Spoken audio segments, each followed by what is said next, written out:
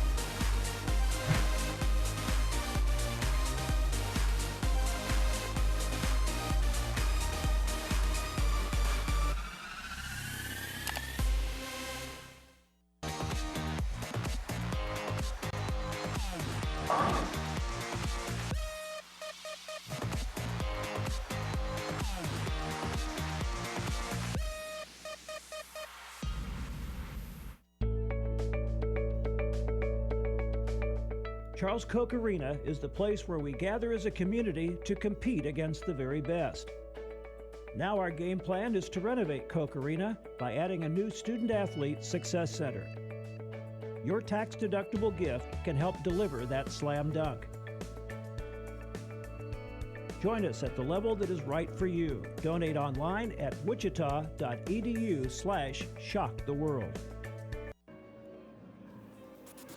Wichita State at 10-2 against the Texas Arlington Mavericks, entering play today at 4-7. The Shockers trying to wrap up a series victory here this afternoon, and they turn it over to Liam Eddy to try and do so. He'll have this starting defense behind him, and there is one big change for Wichita State as Trey Vickers still making his way back from that injury, I guess a little bit sore after the outing last night. So it's Jordan Boyer who slides back over to short, and Luke Ritter takes over at second. Well, this is the defense that we've pretty much seen through the first 11 games of the year minus last night. It's a defensive alignment that has worked well. Of course, Genesta, Boyer, Ritter up the middle. Dayton Duga back in the lineup after a break from the starting lineup last night. Dayton Duga taking over in right field, and that's the only other change for Wichita State in their starting 9 defensively. Texas Arlington has made a couple of changes to their starting lineup. It is R.J. Williams who's actually going to be leading off for the Mavericks in the ballgame today. Noah Vaughn, the name to watch in the cleanup spot. He was 2 for 4 with a double and a triple last night, and Eddy will have to contend with him again today. It is R.J. Williams to lead it off for Texas Arlington. The Mavericks donning the orange tops in the ballgame here this afternoon. The Shockers in black tops. First pitch of the ballgame, a strike on the inside edge from Liam Eddy, and expect to see a lot of that. He comes right after people with his fastball and has only walked 4 in nearly 19 innings of work so far this season. Well, he's been effective. He has used command to really take charge of games as he has placed the fastball well. He's also used secondary pitches very effectively. But ultimately, what everybody talks about with Liam Eddy when it comes to the coaching staff and teammates is his poise. He just seems like he's in control. Williams, well-struck grounder down to Bohm at third. He backhands and fires across. Quickly 1 up and 1 down for the Mavericks here in the first.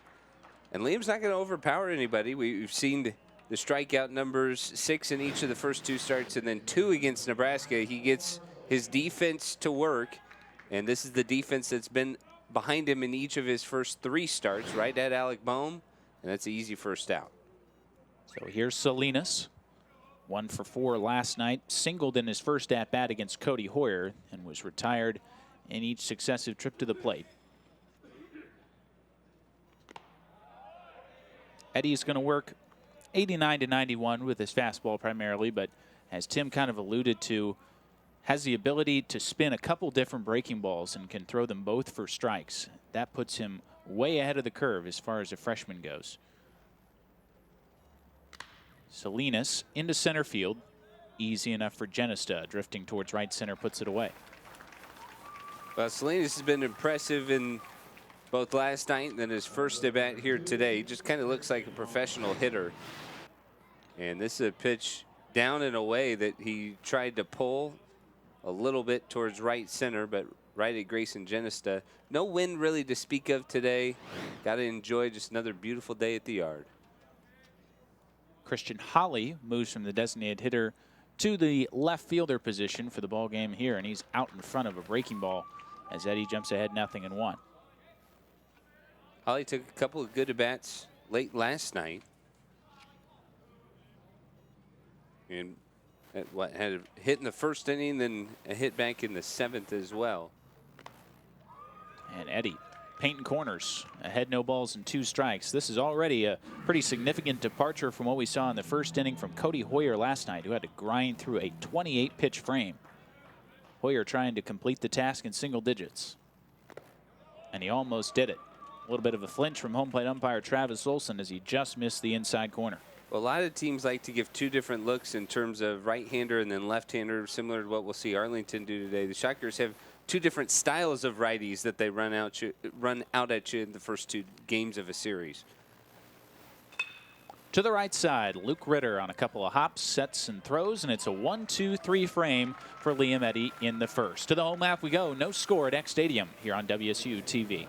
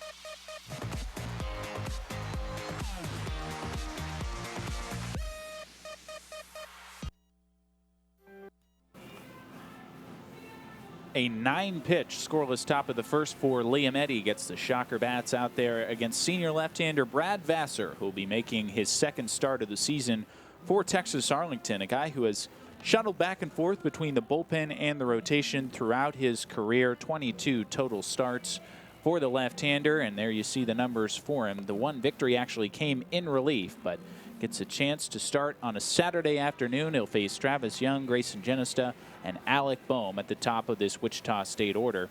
They're the defensive alignment for UT Arlington, and Aaron Funk has taken over in right field. It was Phil Berthume there last night, and of course the change with Holly moving from designated hitter to left. Well, they took out their best arm. Zach Cook, the left fielder from last night, not in the lineup, so the best arm in center field right now with Noah Vaughn. Rather similar 1 through 9 for Wichita State. Of course, the insertion of Ritter and Duga, the changes from last night. Travis Young takes a strike. He had a very good ball game in the series opener. 2 for 4 runs scored and an RBI. The average now up to 256 entering play today. Looks like Vassar's going to work exclusively out of the stretch off the first base side.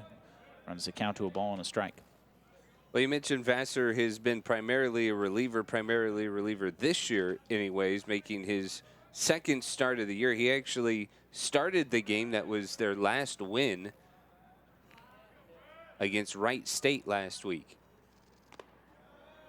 Missed with a breaking ball, 2-1. As a freshman, made 15 starts and 17 total appearances, and 5 starts as a sophomore, just 1 as a junior. And so he has increasingly become a bullpen arm, but this year tasked with moving into the weekend rotation. Young swinging on 2-1, lifts it into center field. Vaughn having to drift back a couple steps in front of the track, makes the catch. Not the normal vacuum that we have out in center field, but that ball just kind of carried all the way out to the warning track and ends up taking Vaughn out. Off the bat, looks like it might end up at the logo, and Vaughn took a couple of steps in, and then you see him just kind of inch his way back, searching for the wall, as he knew that one was carrying him further back. Still a fist bump from Todd Butler as Young made his way back to the dugout. And now it's Genesta. Grayson Genesta hitting Wichita State's 5th grand slam of the season last night. Saw it in the open, just sliced it off the bottom of the left field foul pole. And they are rapidly closing in on a program single season record for grand slams, which is 6, set back in 1998. Well, it's got to be a record to hit 5 in the first 12 games. It's I would really think so. Not that easy to do. It's not as easy as they've made it seem. But it seems like almost every opportunity. I believe they're 6 for 8 with the bases loaded this year. Well, a big part of that, I think, is just having the bases loaded a lot. And that's what this offense has done. Point. They have had runners on base quite a bit. As a team, the on-base percentage, a very healthy 381. Genesta ahead in the count, 2 balls and a strike. Takes down. Well, we've touched on it from time to time, but this is a pretty veteran lineup. You know, you look at the starting lineup today, the youngest guy in there is Noah Croft. He's a sophomore, but first 6 bats are juniors. Genesta to the right side. The shift was on. A diving stop by Johnson, and his throw to first got Genesta by a step. Well, Grayson was hustling down the line, and he sure made it a lot closer than I think you would have assumed it would be off the bat. But they had Johnson out playing a shallow right field on that shift, and Todd Butler is going to want a conversation here with Ben Harlow about just how close that was. Here's our second look at it.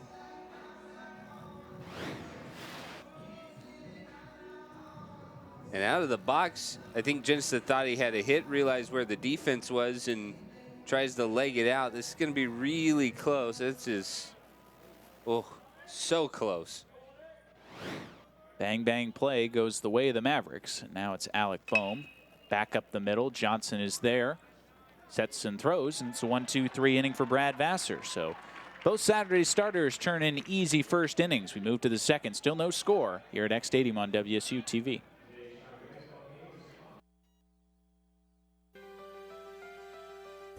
Wichita State University is preparing today's students to become tomorrow's leaders.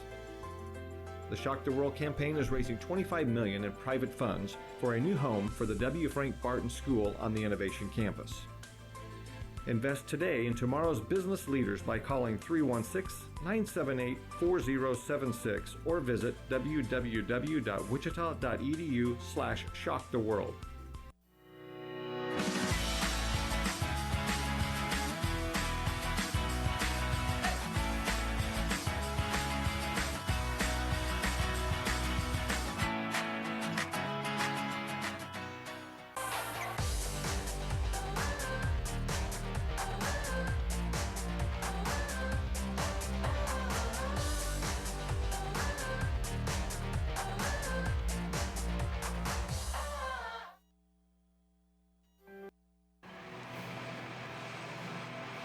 fly out and a couple ground balls turns aside Wichita State in the bottom half of the first as both teams go quickly and quietly in their first time up. So Liam Eddy back out to face Noah Vaughn, Will Olson, and Jacob Nunez, the 4, 5, and 6 hitters in the Texas Arlington order. This UTA offense has scuffled a bit so far this season. The team average entering play today stands at just .240 as 11th year head coach Darren Thomas looks for some consistency in his order. And he has moved pieces around, not just offensively, defensively too. Some of the same guys in the lineup have moved from position to position. You touched on Christian Holly in the first inning, going from DH to left field. They've not been afraid to change within the lineup as well. Well, this has been one source of consistent offense. Noah Vaughn, 2 for 4 last night with a couple of extra base hits, and has been one of the lone sources of power in this Maverick lineup. Leads the club with 3 home runs and 8 RBI. A lot of natural power, and he has talked quite a bit to their school media just about how he has relaxed, and that has been the big key in terms of translating a lot of his swings into power. Last night we saw a couple of extra base hits, that triple to left center field, maybe the most impressive one, just kind of a natural relaxed swing. But you see the way the ball just jumps off his bat. Started the game with a couple of strikeouts before notching those 2 hits, and he's going to strike out here as Liam Eddy drops a hammer breaking ball down in the strike zone and records his first punch out. Well, when you're the key guy in any lineup, you can best believe that the other team is going to have a game plan for you. And Liam Eddy, great off-speed pitch here, just falls right off the table and gets Vaughn out in front for strike 3. For a guy with Eddy's command, he has still racked up the punch-outs at 14 and 18 and 2/3 innings entering play today. As Will Olson, the designated hitter, his first pitch hacking, and it's just by the glove of Ritter and on into right field. I was just going to say that Liam Eddy is a pitcher. You know, some guys are categorized as throwers and they have a lot of stuff, and other guys are pitchers. And Eddy a lot of times gets his strikeouts in that way because he is just a very effective pitcher. But at the same time, one of the best ways to combat that as an offense is exactly what Olson does there. Goes up, picks out a pitch early in the count, and drives it. So Will Olson, the game's first base runner, aboard with 1 out for Jacob Nunez. Takes over behind the plate for Olson. Nunez, a redshirt junior from Odessa. Takes a strike at the knees, 0-1. This Texas Arlington team is not going to run very much at all. As a team, just 5 stolen base attempts through their first 11 games. Olson on at first, not much of a threat to go. He does not have a stolen base attempt this year. They're kind of searching for an identity as an offense. And you get that feeling that as Darren Thomas is plugging and placing guys into different roles, a lot of it is the overall feel of the lineup. Can they steal a little bit more? Can they hit for a little bit more power? Or even can they be more of an on-base team?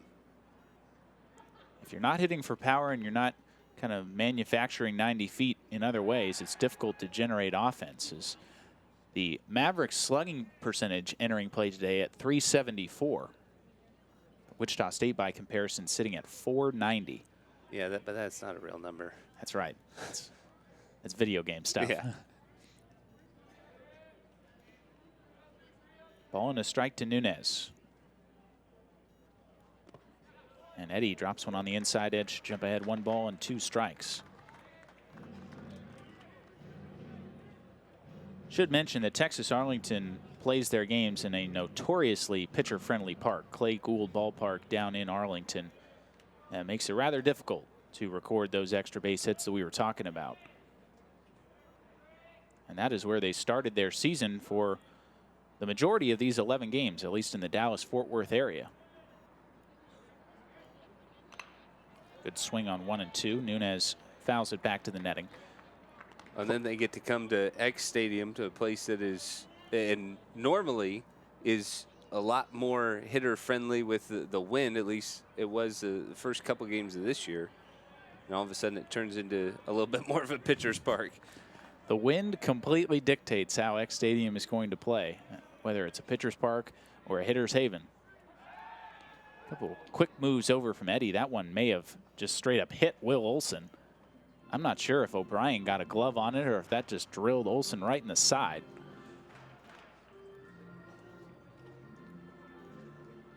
But Eddy keeping close tabs on the Mavericks' designated hitter. Olson is leaning a little bit, by the way. Both times that Eddy's thrown over, he's kind of been caught flat-footed. Just missed the inside corner from Eddy. He had Nunez flinching. Didn't get the call from Travis Olson, 2-2.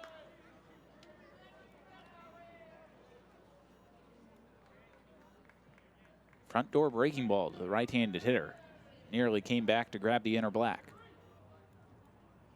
And he goes away with it and strikes him out as Troutwine will recover it, but nowhere for Olson to go. And a couple strikeouts here in the second for Liam Eddy. That's a bunch of command, and this is just going to be a breaking ball that Liam Eddy buries down and away. Great movement that started in the zone to get Nunez to chase. I love Gunnar Troutwine back there. Just a wall, and then as soon as he blocks it, he moves his counterpart right out of the way to make sure that the runner on first stays put. Just a gentle nudge. As Menjarez digs in. A lot of breaking balls so far from Liam Eddy. He has thrown them early in counts and also as a put-away pitch. Jumps ahead 0-1. Well, and he's using both sides of the plate. You mentioned that front door breaker. Then he went off the plate away with it. That's pitching beyond the years of a freshman. Another move over. Can't even begin to tell you how excited this coaching staff was about Eddy. We heard about him throughout the offseason. He pitched a lot in the Fall World Series that Wichita State has prior to every season, and impressed there as well. Menjarez down to Bohm. Spears it on 2 hops, throws across, and Texas Arlington retired after the 1-out single. We move to the bottom half of the second. No score on WSU TV.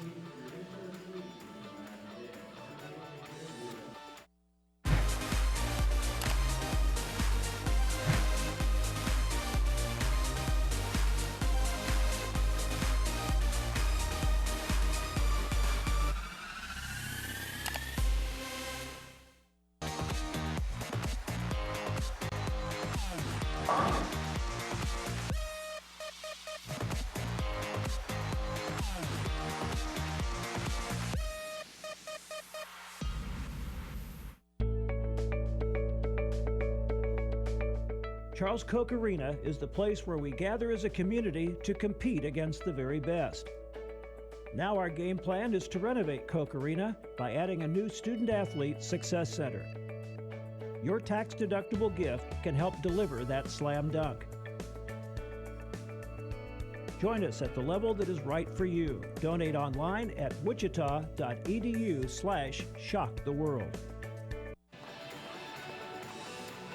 No score into the bottom of the second inning here at X Stadium, and a reminder that the Shocker Sports Grill and Lanes is the perfect place to spend time with family and friends. Open to the public, the Shocker Sports Grill and Lanes feature 8 bowling lanes, billiard tables, plus great food and beverages like freshly made burgers, sandwiches, salads, cold beer, and more. The Shocker Sports Grill and Lanes, located in the lower level of the Radigan Student Center, the perfect place for kids' birthday parties, group events, or a night out with friends.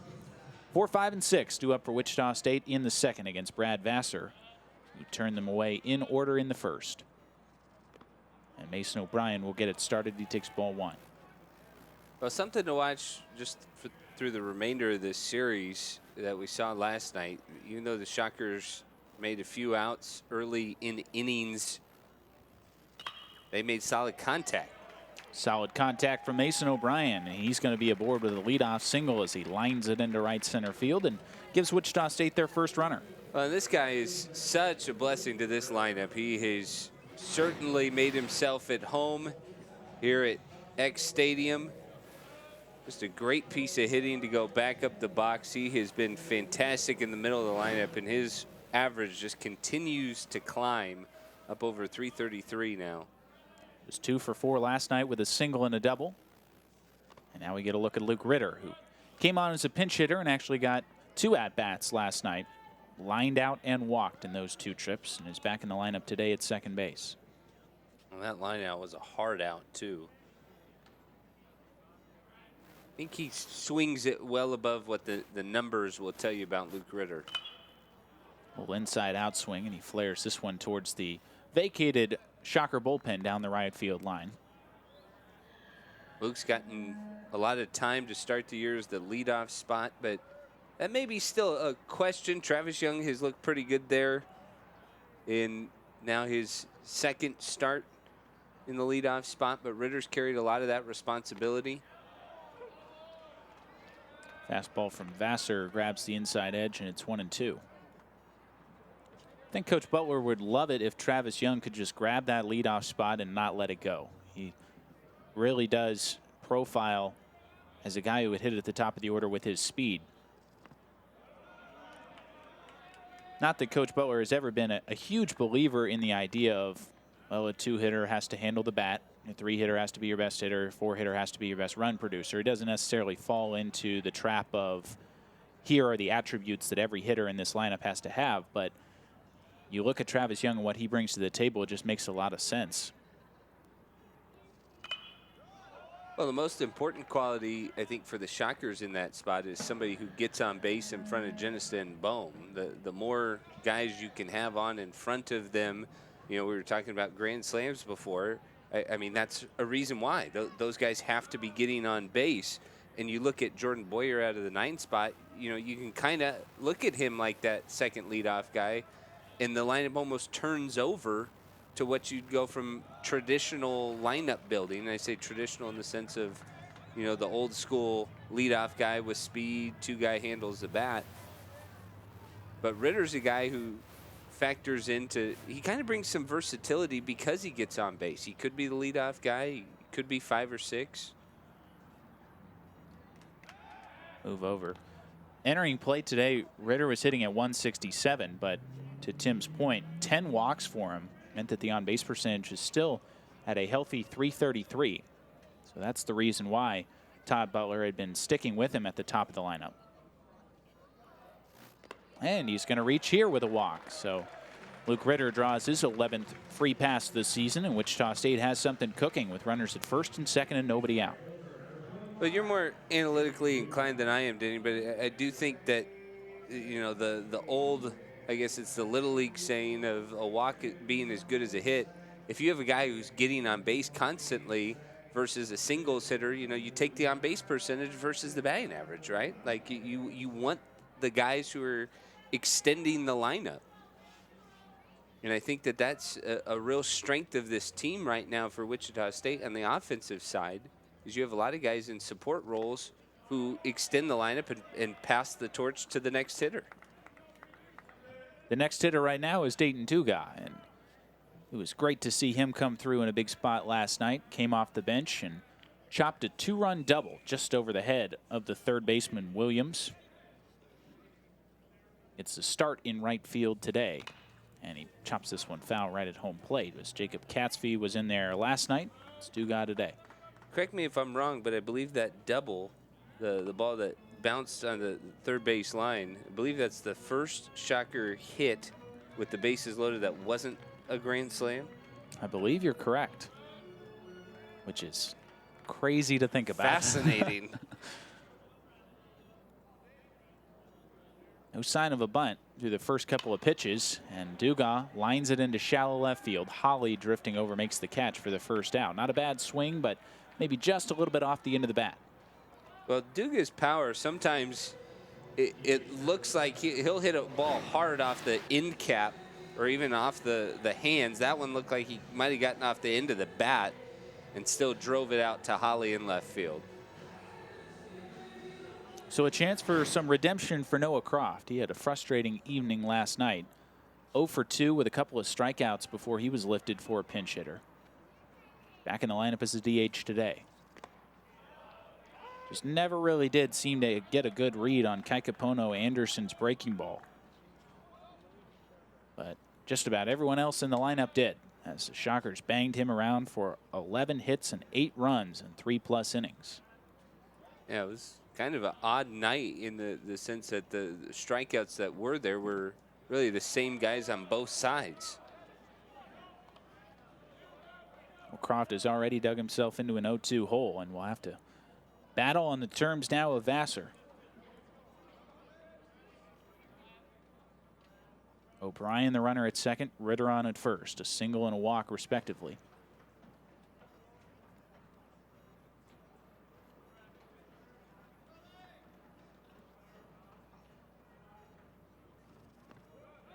Croft wouldn't chase. Vassar, 5'9", 205 pounds, a senior from McKinney, Texas, and enters play today 1-0 with the 2.89 ERA. He fits the profile of a lot of these Texas Arlington arms. Won't strike out all that many and won't walk all that many either. Yeah, we got two starters who are very much about utilizing their defense and pitching to contact. Did he get Croft to go? He did. Ben Harlow rings him up, and Noah Croft down on strikes, the first strikeout for Vassar. Well, so far this weekend, Arlington has stayed away from trying to challenge Croft with fastballs. It's been a lot of off-speed stuff. He saw a lot of breaking balls last night from the righty Anderson. The lefty Vassar, though, attacks with changeups, and that time able to get Croft leaning and going just a bit too far. So first and second, nobody out, is turned into first and second, 2 out, and it's up to Gunnar Troutwine. Gunnar hitting at an even .250 with a home run and 5 RBI. The senior from Fairway, Kansas, who got the start in the lion's share of the ball games to begin the year with Noah Croft battling an injury. And sounds like that is the plan for the foreseeable future as Noah makes his way back to full health. And Gunnar got off to a great start offensively and kind of seized the opportunity a bit. Remember, he was banged up quite a bit last year, and that opened the door for Noah to swing it. Catching's a tough position, you know. Just the knees alone, you get beat up back there. But Shockers really do like the stability that Troutwine brings to the 8th spot in the lineup. Had a couple words for Travis Olston after that strike. Grabbed the outside corner from Vassar. Gunnar's a guy who this team is not going to ask him to hit 300 down there. He can provide an occasional source of power, but mostly just about flipping the lineup back to the top. He's out in front of a breaking ball, and it's 2-2. Well, it goes to the idea of consistency. You know what he can bring. He does have quite a bit of pop. He can drive the baseball. Got a good sense of the strike zone as well. Vassar's 2-2. Try to back foot, and Troutwine lays off, so that'll give both runners, O'Brien at second and Ritter on at first, the head start with this 3-2 pitch and 2 out. Yeah, good opportunity to get both runners in motion. You hit a gap, and that should be a chance for 2 runs.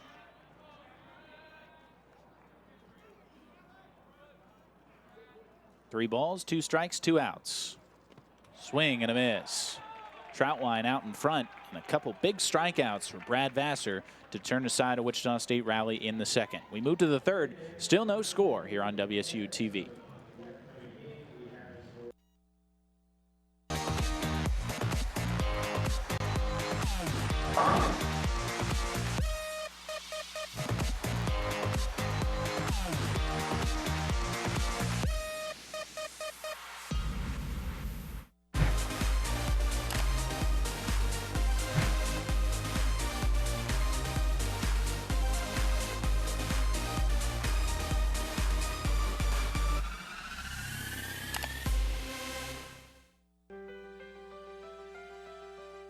Wichita State University is preparing today's students to become tomorrow's leaders. The Shock the World campaign is raising $25 million in private funds for a new home for the W. Frank Barton School on the Innovation Campus. Invest today in tomorrow's business leaders by calling 316-978-4076 or visit www.wichita.edu/shocktheworld. Quite the departure from last night through the first couple of innings when both teams traded single runs and we were looking at a 2-2 game heading into the third. That has certainly changed this afternoon as both Brad Vassar and Liam Eddy have swapped a couple of zeros, and Eddy will face 8, 9, and 1 in the Mavericks order. Coming up here in the third, it'll be Funk, Johnson back to the top for Williams.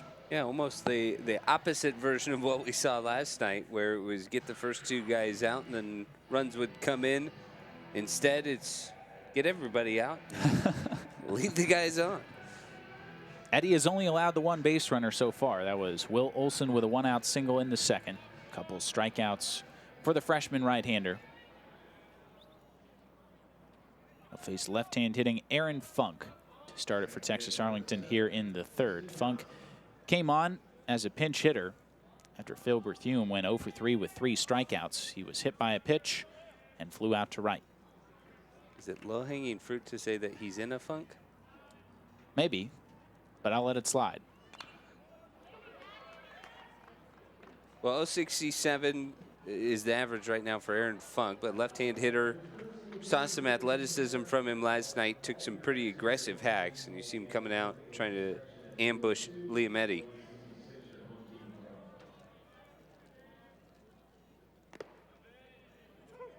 Eddy in the driver's seat quickly, nothing in 2.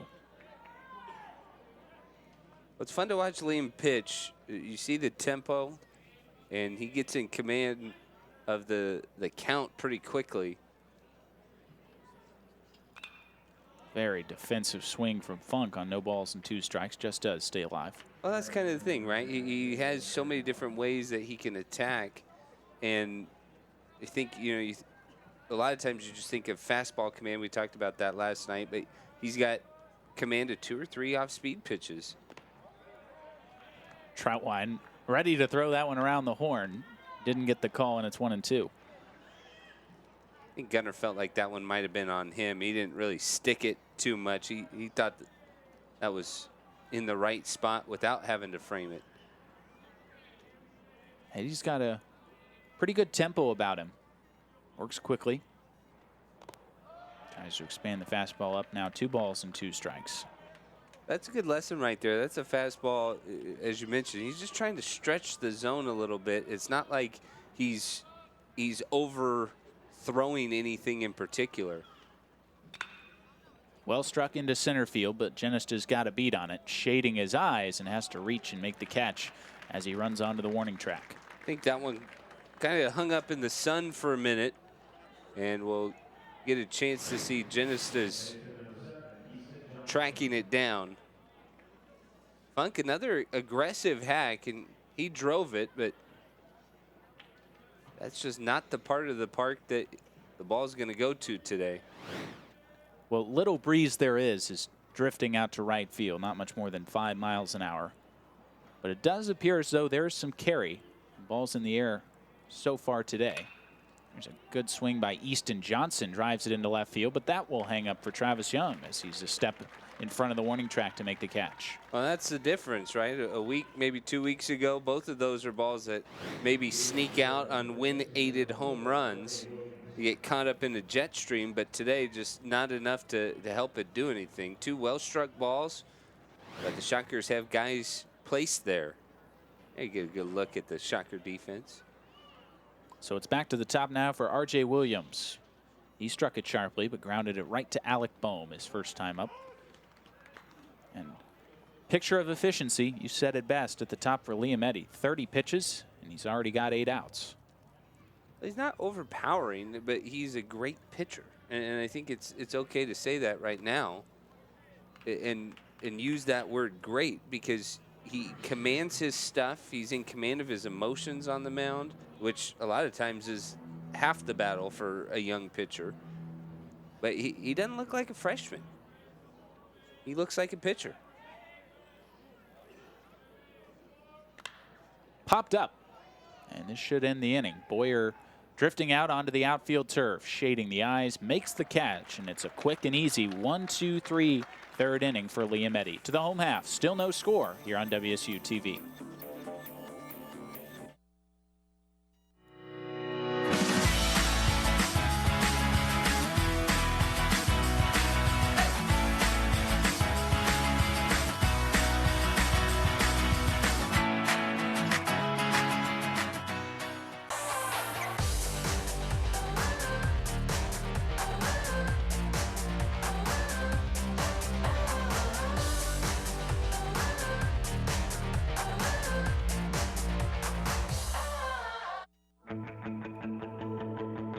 Wichita State University is Shocker Nation.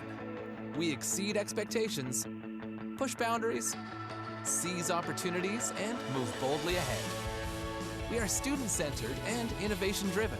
It's who we are. Our vision is simple but powerful. Create, innovate, collaborate, and celebrate. With one unifying purpose: to shock the world. Shockers have had the game's best scoring chance. They put 2 on with nobody out in the second. Other than that, not much to speak of from either offense. Just a single hit for each team as the Shockers send 9, 1, and 2 to the plate against Brad Vassar here in the third. Well, Vassar's been pretty good, and just as we were talking about how he doesn't strike a lot of guys out, he got 2 big strikeouts to end that second inning and end the Shockers' threat.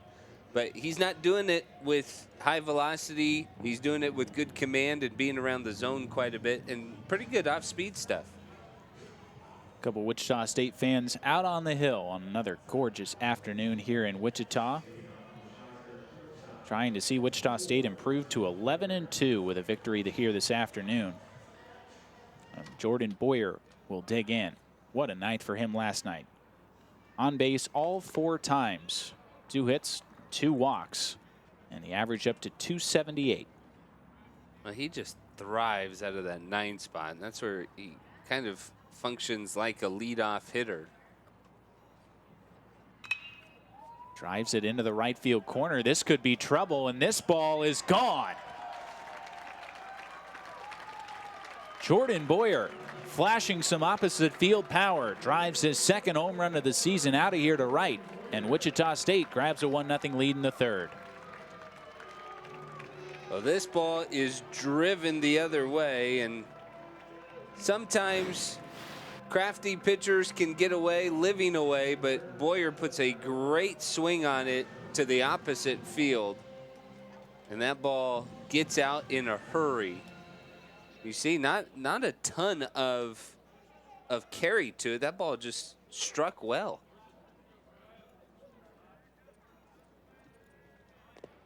Travis Young tries to bunt his way on and misses it. No balls and a strike. That is an area of his game that Jordan Boyer has really improved upon, and that's driving the ball the other way. He has always been the kind of hitter who is capable of sitting on a pitch and looking for it and pulling it. But to react to a pitch like that and drive it into the right field corner shows his maturation and his development at the dish. And also shows the continued power that Wichita State has brought to the plate. That is now 19 home runs for them in their 13th game. On pace to shatter their season total from a year ago. You don't know what the future holds, but I tell you what, in this sample size, 13 games right now, 12 plus, I mean, the power is just astounding. Good 0-2 pitch from Vassar, just missed. 1 ball and 2 strikes. This is a guy who has some. Travis Young, definitely power to the pull side. Does not have a home run yet this season, but has definitely shown off the extra base ability. 5 doubles and a triple for Travis. When he finds the outfield turf, he can fly, and that's something we always talk about. But I think singles can be doubles with him. Doubles can be triples very easily. Turned a routine single into a double in the series finale against Nebraska. The Cornhuskers were playing a very deep outfield. Travis singled back up the middle and just never stopped running. Beat it with a head first throw into second base. That's the kind of ability that we're talking about.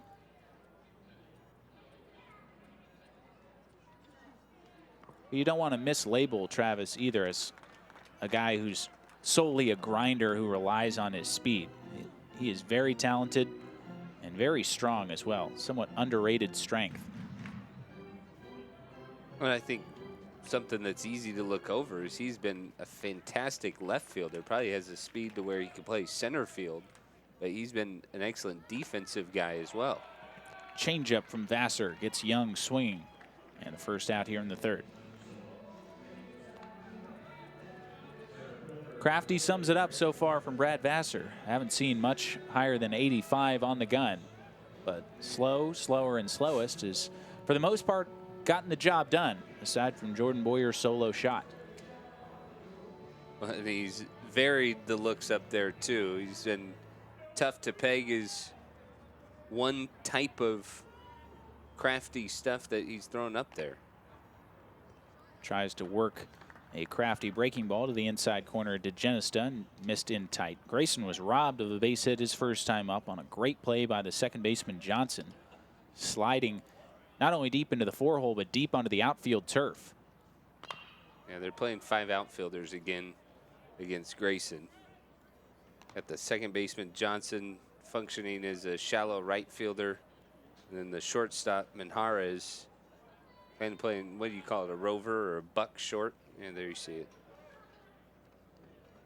Really only one infielder. Yeah, not a true pull side shift with the shortstop still on the left side of second base. Genesis is going to pop it up to the left side of second base. And waiting for it to come down is Williams, who puts it away. He made it look interesting.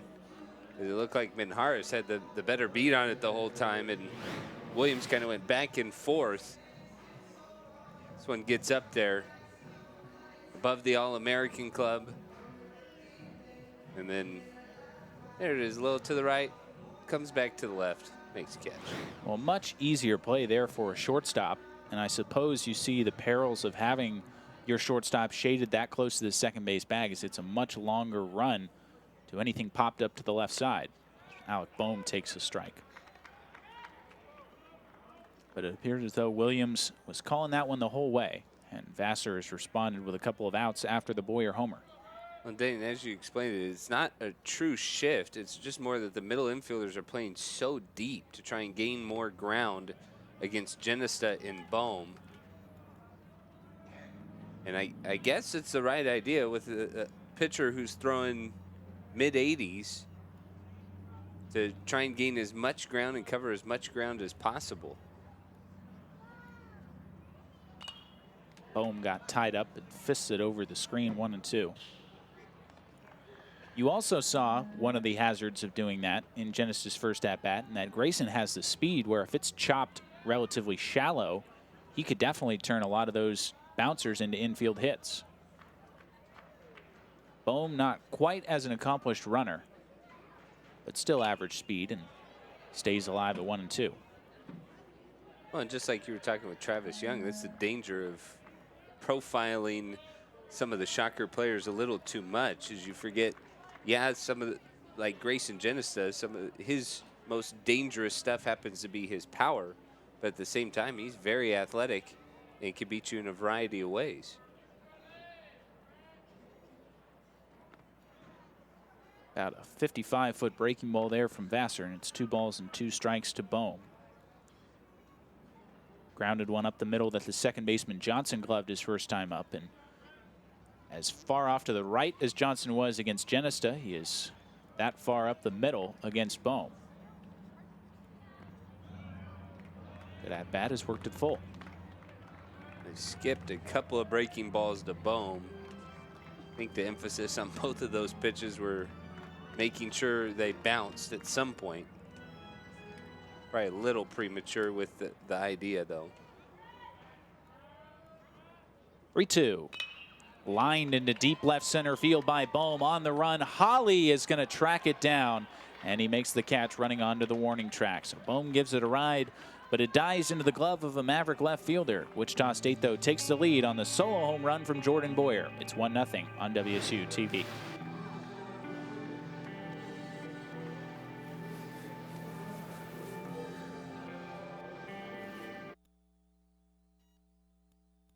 Introducing Dunkin's new cold brew coffee, steeped slowly in cold water for small batches with an ultra smooth, full-bodied flavor. Discover the craft of cold brew today and keep on. America runs on Dunkin'. Wichita State University is Shocker Nation. We exceed expectations, push boundaries, seize opportunities, and move boldly ahead. We are student-centered and innovation-driven. It's who we are. Our vision is simple but powerful. Create, innovate, collaborate, and celebrate. With one unifying purpose: to shock the world.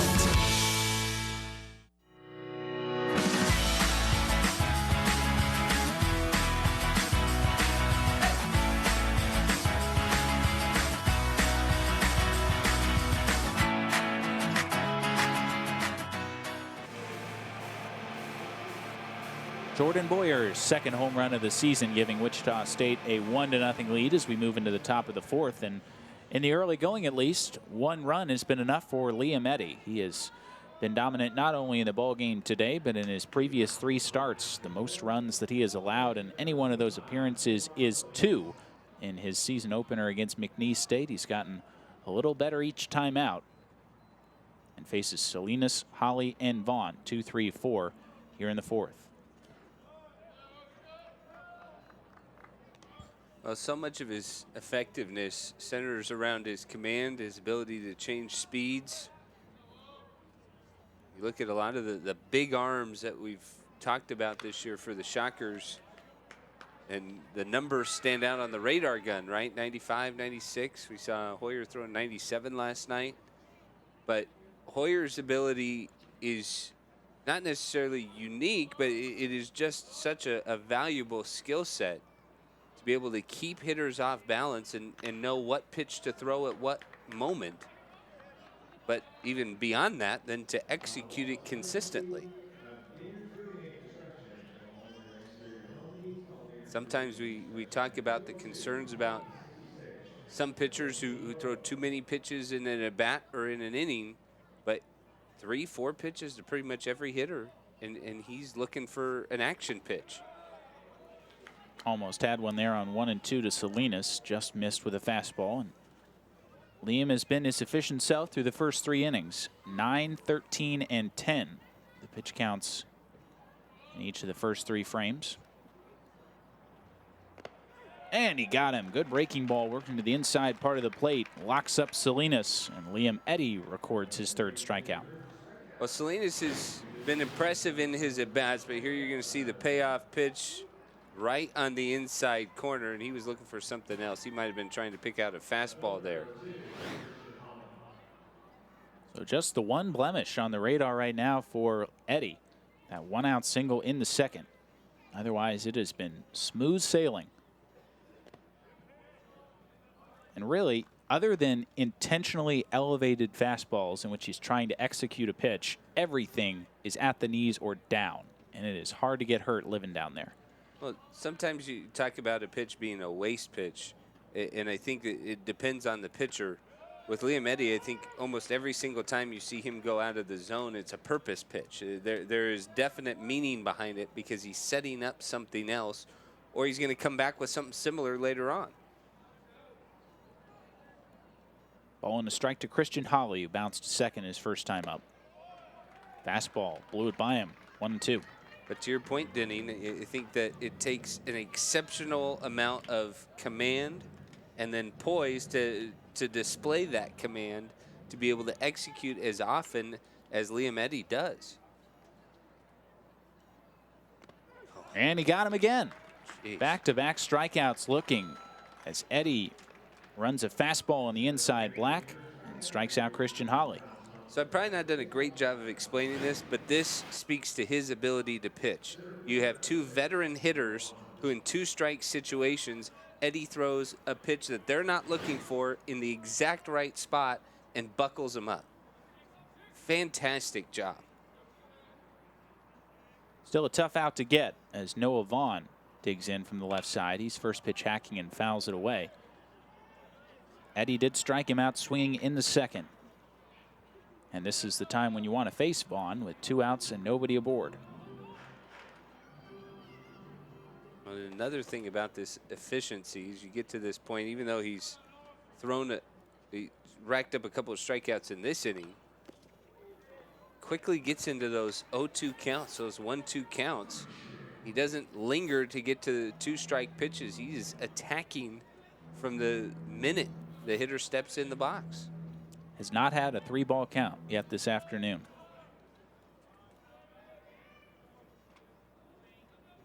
No balls, 2 strikes the count on Noah Vaughn. Lined into right field. That was a mistake as Eddy left a breaking ball elevated, and Vaughn, the type of hitter who will not miss that opportunity. Yeah, that might be one of the few mistakes that Liam Eddy has made so far today. This is going to be a ball up in the zone that Vaughn, who looks like he subscribes to the Launch Angle Society, as it takes a big uppercut at and ends up lining it out to right field. So the second hit for Texas Arlington equals the total for Wichita State. One of the Shockers, though, has left the ball yard, and that's the difference in the game. Jordan Boyer's solo homer in the last half inning, representing the only scoring so far. Vaughn is going. Troutwine's throw. Got him! Jordan Boyer slaps the tag on the foot of Noah Vaughn, and Gunnar Troutwine helps out Eddy with a caught stealing to end the top of the fourth. We move to the home half. 1-0 Wichita State on WSU TV.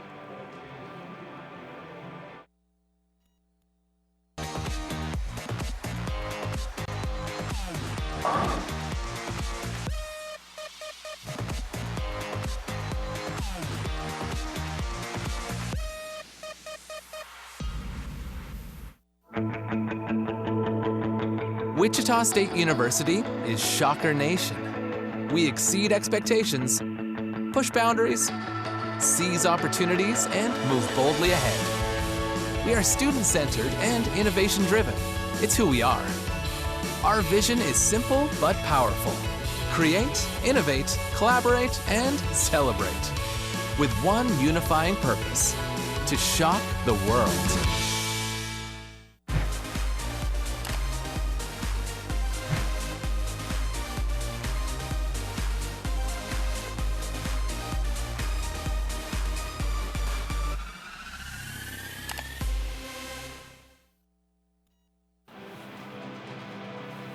Pretty good throw from Gunnar Troutwine, cutting down Noah Vaughn to end the last half inning and helping out Liam Eddy with a throw right on the money and a good swipe tag from Jordan Boyer. Well, when you're having a hard time stringing together hits, you have to try and take advantage of the base runners that you have. And for Arlington, they're looking to get a guy in scoring position with 2 outs, so maybe that next hit could cash him in and even up the game. But this is a team that doesn't run a ton, and Gunnar Troutwine is a very good defensive catcher and cuts down Vaughn to end the inning. Shockers have allowed just 5 stolen bases now in their 13th game of the season. Troutwine has cut down 5 attempted runners. Excellent ratio as Mason O'Brien starts the bottom half of the fourth. O'Brien ripped a single into right center field his first time up. Getting a second look at Brad Vassar. If there's any point in this game that the Shockers wish that they could do over, I think it was that second inning when they got both O'Brien and Ritter aboard and couldn't cash either of them in. Dugas lined out to left, and back-to-back strikeouts for Vassar. 2 of the 3 that he has recorded in the ball game got him out of that jam.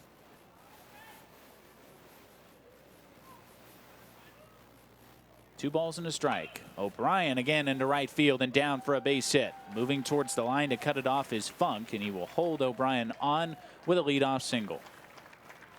I feel like a broken record every time Mason O'Brien comes up and drives the ball to right field, because it's such a sweet swing, and he just picks on the ball middle in and rips it down the right field line.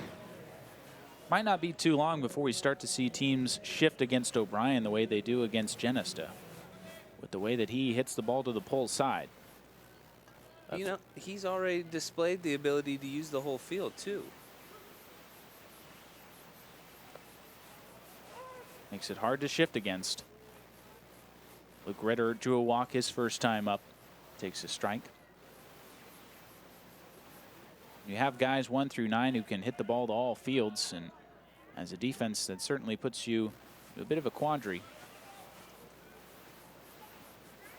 You know, I see it a lot, and maybe the contrast with O'Brien is with Genesta and Bohm, teams seem like they're really formulating solid plans for at least how they want to try to attack them.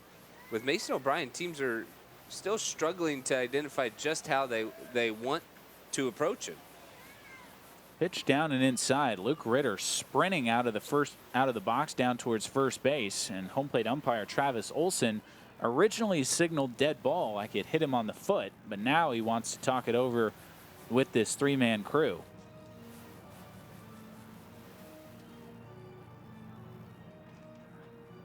Well, we're going to see this again as it looks like they're calling Luke Ritter back.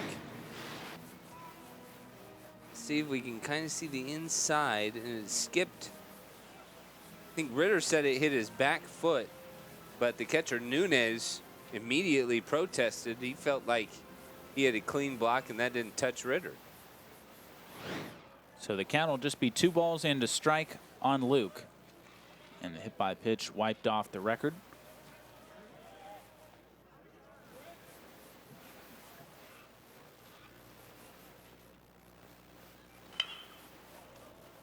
Grounder down to third, bobbled by Williams. Only one play to first, and he just does get Ritter by a half step. Maybe a double play ball if Williams fields it cleanly, but he does get the out.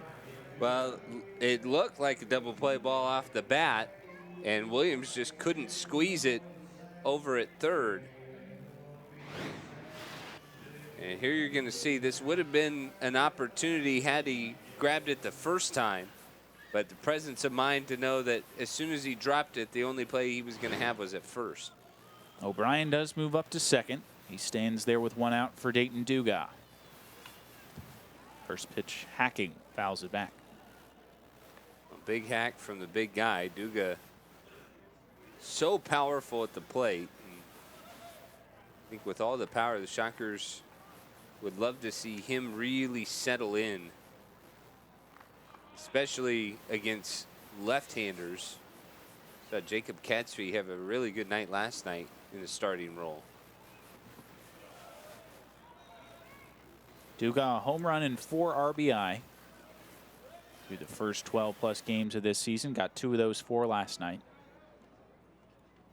Ideally, a guy that Todd Butler would like to be able to play against both righties and lefties, but with Dayton scuffling a bit in the early going, it's presented some opportunities for Jacob Katzby to get at-bats against opposite side pitching. Borderline pitch, and Dugas now down 1-2. Sometimes you just want to take a step back. I think with a guy like Dugas, you know, you see the frame and you get very excited. You see the power and the capabilities, but the Shockers do have multiple guys who you could get hot. Fastball upstairs, struck him out as Vassar climbs the ladder, and Dugas down on strikes. And as he finds kind of his rhythm and timing at the plate, I don't think it's a bad thing to feel like, hey, maybe instead of just 9 guys, we got 10. This is a fastball up, and after all the soft stuff that Vassar has thrown up there, that was a well-executed pitch in a 2-strike situation. So Noah Croft, the last chance for Wichita State here in the 4th. 2 outs, and he grounds it through the left side, a base hit. O'Brien is going to get the wave around. They'll test the arm of Hawley. His throw is not going to be in time, and it's 2-0 Wichita State. Well, Noah Croft gets to exercise some early series frustrations out on this pitch. And with the guy in scoring position, he jumps on an early pitch and drives it right through the left side. Middle in, right through between the shortstop and the third baseman, and Mason O'Brien got a great jump, and he's able to score standing up. So the Shockers have at least maintained a little of that 2-out magic from yesterday. They had plenty of it in the early going. I'll make a move over and check on Croft, but that was definitely the storyline in the early portion of yesterday's ball game. The first 3 innings, the first 2 Shockers were retired, and in each inning, Wichita State still produced a run. Outside to Gunnar Troutwine, went down on strikes on a full count pitch back in the 2nd. A little contrast for 2 starters that Arlington has thrown out there that are very much pitch to contact guys. They hit Anderson a little bit more consistently in those first couple innings before they finally broke through for the big inning than they have against Vassar today. Vassar has found a way to come up with a couple of strikeouts, and for the most part, even though the Shockers have 4 hits, he has prevented many of the Shocker hitters from squaring him up too much. Pitching coach John Wendt comes out of the Texas Arlington dugout for a quick word here with Vassar as he has fallen behind Gunnar Troutwine. 2 balls and no strikes. It'll be These same two teams tomorrow to wrap up this 3-game set. Shockers have not yet announced their starter for tomorrow's ball game. It's been Connor Lungwitz in every Sunday game so far, but not officially on the schedule as of yet. Trey Patterson will go for the Mavericks. Meeting adjourned. 2 balls, no strikes on Troutwine. Croft has good speed on at first.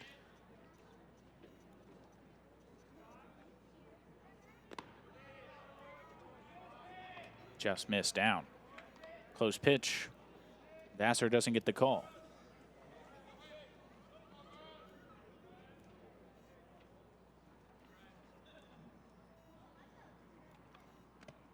Troutwine taking all the way on 3-0, and Vassar gets back in there. 5 strikeouts and 4 walks in 9 1/3 innings prior to the ball game today for Vassar. Has only handed out the 1 free pass so far. And make it 2 as he missed down and in with a fastball. Gunnar Troutwine draws the 2-out walk. I'm not sure what the pitching coach saw before, but it was like Vassar all of a sudden sped up those last couple of pitches to Troutwine, and this one not quite as close as it's down in the zone or down below the zone. So 2 on and 2 out for a man who excelled in these situations a year ago, Jordan Boyer. Responsible for the game's first run with a solo homer to right.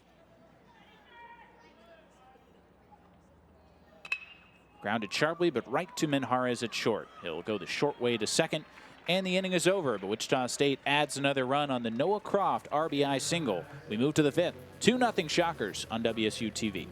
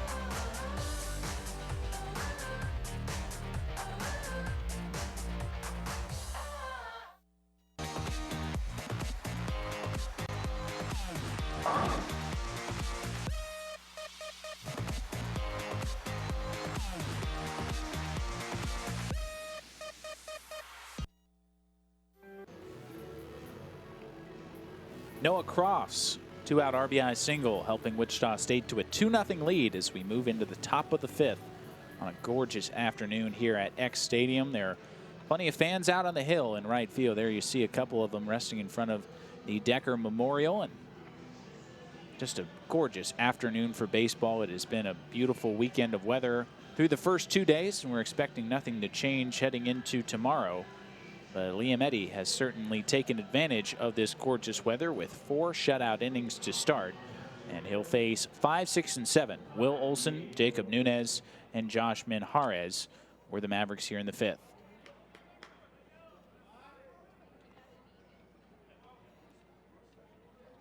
Just 45 pitches through 4 innings for Eddy. Got some help with a caught stealing to end the 4th. Olson was at the plate at the time.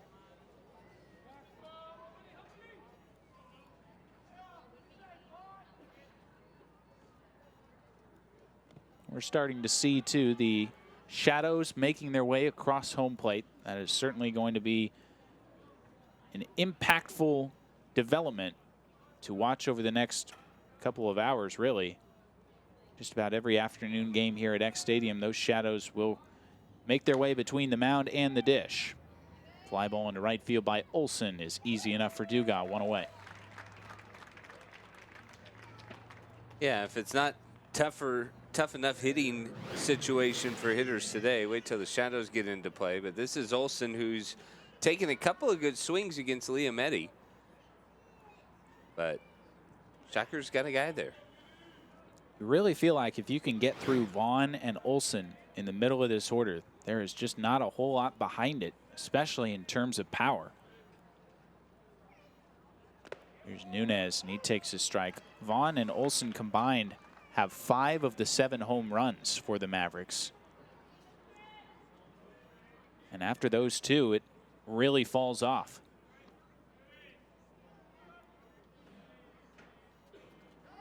Nunez struck out swinging his first time up, with that K now batting at 190. And there's a couple of guys well below the Mendoza line as you get down into the bottom third of this order.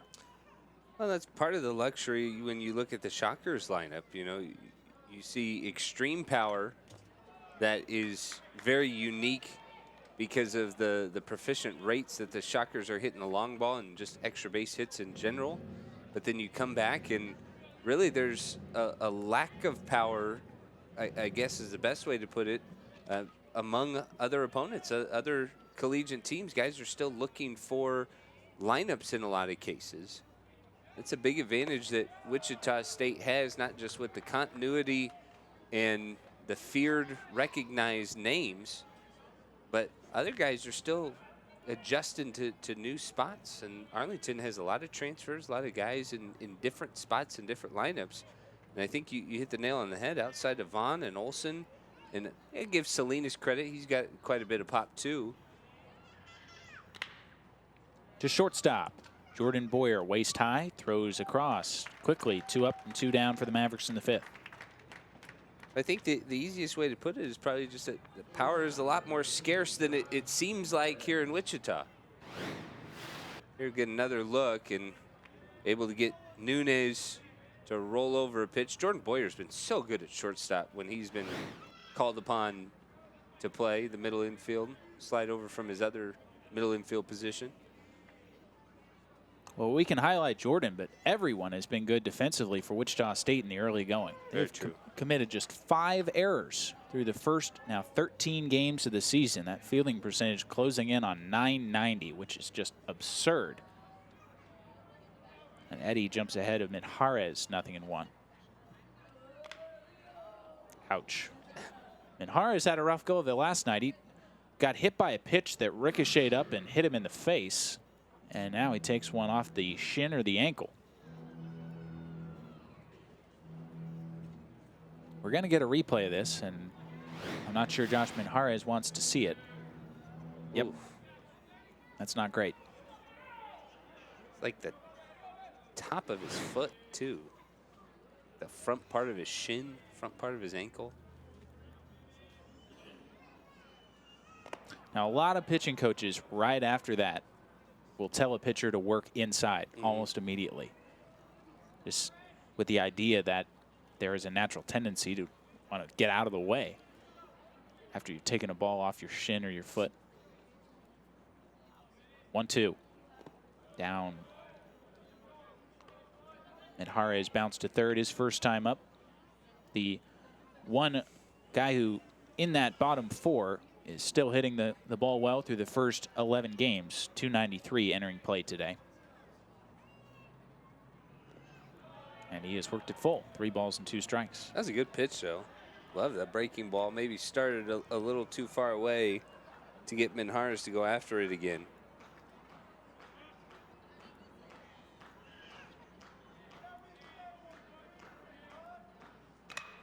Into center field.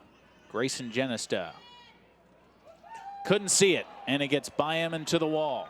Minjarez around second is going to coast into third. The throw there won't be in time, and it's probably going to be scored as a 2-out triple on a ball that Grayson Genesta lost in the sun. Oh, that sun has been rough on center fielders today. We even saw it in batting practice before the game. Guys losing the ball up in the sky. And this one, Genesta seems camped, and then it just moved to his right a bit too much.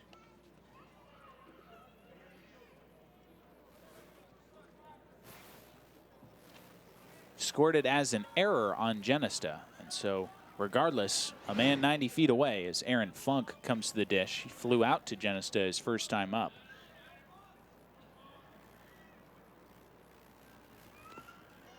So a test for Eddy to see if he can pick up his defense after it was his defense that picked him up in the 4th. Haven't been many base runners for him to work around. Not only today, but in his first 3 starts in general. Definitely say it's a great test. It's a great exercise for Eddy to buckle down, work out of the stretch a bit. Up until now, I think the furthest any base runner has been for the Mavericks was first base. The only other base runner got caught trying to get to second. 2 balls and no strikes to Funk. Good pitch by Eddy. Funk just 1 for 16 to start the year. Shockers hoping that continues at least through the next day plus. Clinging to a 2-0 lead here in the top of the 5th. Shallow left field, not going to be an easy play, and it's going to fall in between Boyer and Young. Into second base with an RBI double is Aaron Funk. And that is exactly where he needed to drop it. There was not much room between the charging Young and the outgoing Boyer, and he found the green turf. Well, for Arlington, they've had such a hard time getting guys into scoring position that maybe it makes sense that this is the way it happens. After the error, this is placed right in between Boyer and Young. And that allows Minhares to basically walk home. Talk about some bad luck for Liam Eddy. Should absolutely be out of this inning already, and now the greasiest double that you'll ever see gets the run home for Texas Arlington. But they have a chance now to tie this ball game with 1 swing of the bat as Easton Johnson comes to the plate. With a man in scoring position, still 2 out.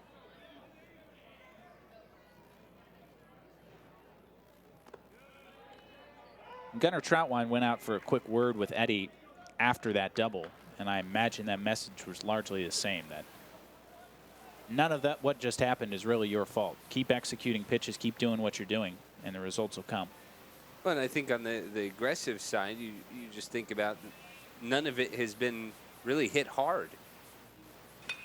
Lined into left center field, hangs up there for Travis Young, who makes the catch to retire the side. Texas Arlington does get a run back, but as we move to the bottom of the 5th, it's 2-1 Shockers on WSU TV.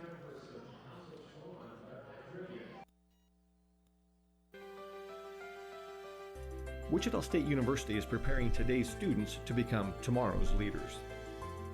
The Shock the World campaign is raising $25 million in private funds for a new home for the W. Frank Barton School on the Innovation Campus.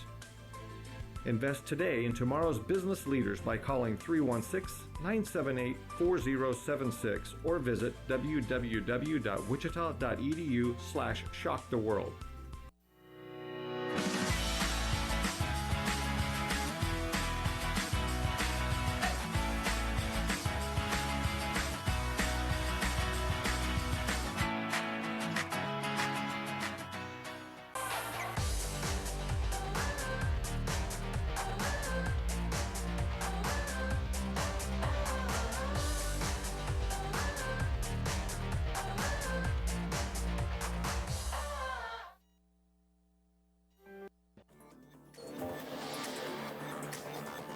Two to 1 Wichita State, and Shocker fans want to shop the largest selection of Shocker merchandise at the official store of Wichita State University. The University Bookstore is located on the first floor of the Radigan Student Center on the campus of WSU, or online 24/7 at WSUbooks.com. Find everything you need for every generation of Shocker Nation.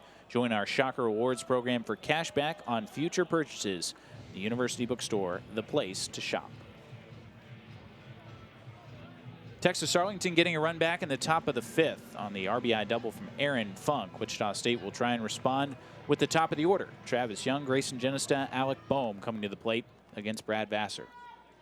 Not that it's any more than what they normally want to do, but you got to feel like the Shockers offense is going to want to pick up for a couple of balls that were just oddly placed. The sun ball in center field that Genesta couldn't grab, and then the ball that fell right in front of Travis Young. And the way baseball works out, both of them get to hit this inning.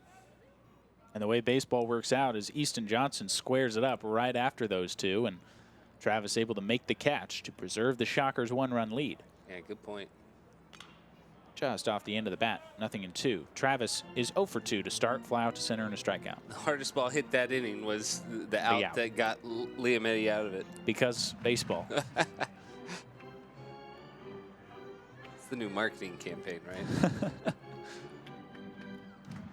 Well, that can be frustrating when you're struggling, but when you're Aaron Funk and you're 1 for 16, you don't really care how it comes.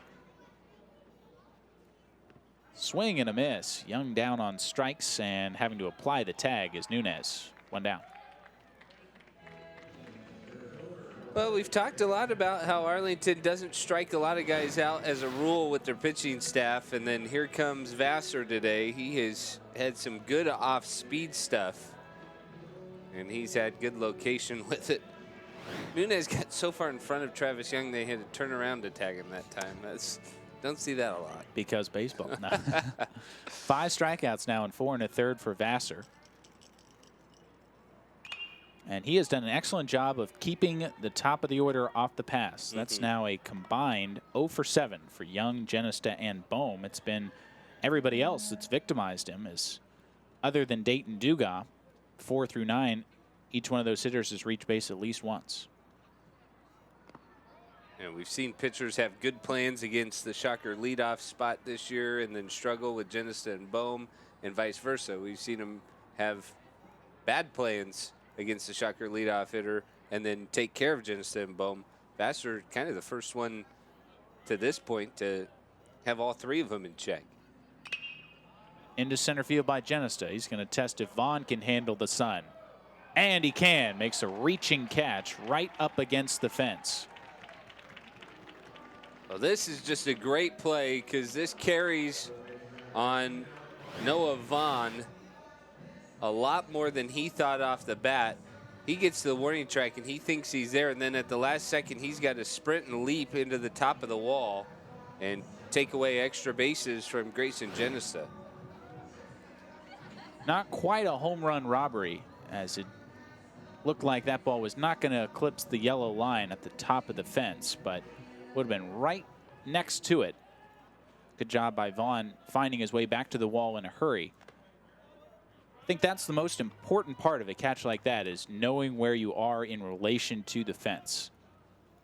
Jump too early, you can jump too late, end up running into the fence. There's a lot of different variables on a play like that. Well, and it's tough on a turf field. Bohm into right center field. Vaughn on the run again. He won't get to this one. He'll take 1 bounce and hop over the wall. And Alec Bohm has himself a 2-out ground rule double. And there's the difference right there. I was just about to say it's tough on a turf field because we see the colors, we see the differences. But the reason for a warning track most of the time is the difference from grass to dirt, to be able to tell under your feet. And you see the charge that Bohm puts into it. And this ball tails away from Noah Vaughn, so he's a lot more hesitant going to his right where he's not able to turn around and be able to judge the distance to the wall. And that ball struck a little more firmly than Genis does, carries away and then bounces out of the park for a double. 5th double of the season for Bohm. That ties him with Travis Young for the team lead. And Mason O'Brien gets a 3rd crack at Vassar. He has singled against him in each of his first 2 trips. Well, now they put that shift on, well, the pseudo shift that you've been alluding to with the second baseman Johnson functioning as a 4th outfielder. And you even see the shortstop Minhara's sucked behind the second base bag. I'll be interested to see if we get more of that against O'Brien, and that's working him away. He has pulled both of his hits so far in the 2nd and 4th innings. And if I'm Vassar, at the very least, I want O'Brien to show me that he can drive the ball the other way. We know that he can, but in this ball game at least. In the series. Yeah, I think for as far as Arlington knows, he's a dead pull hitter. That's the thing that they haven't necessarily seen. I don't know how much of a spray chart they got from the Nebraska series. Well, they're staying away through the first couple pitches of this at-bat. And O'Brien ahead 2-1. It would be great if Wichita State could get that run back here in the 5th to answer the tally scratched across by the Mavericks in the top of this inning. Somewhat dubious run thanks to an error and a bloop double.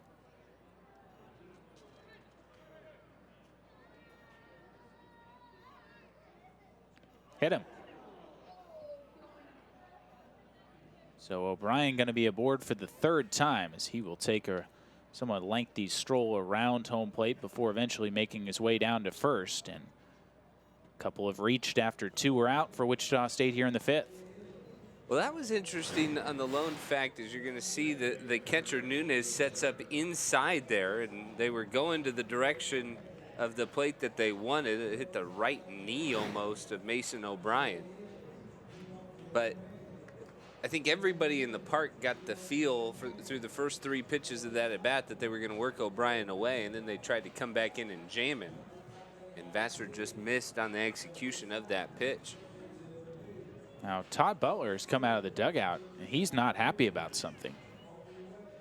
Gesturing out to the mound, and I wonder if the Wichita State dugout got warned. I didn't see any official hand signal from any of the umpires, but Todd Butler is hot. I'm wondering if he maybe felt like there was some intent behind it.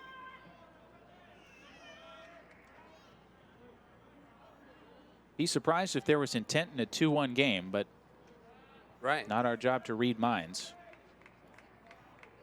Luke Ritter, high fly ball, left center field. Vaughn tracking it onto the warning track, makes the catch, and Luke Ritter comes up a few feet short. The Shockers have a 2-1 lead as we move to the 6th on WSU TV.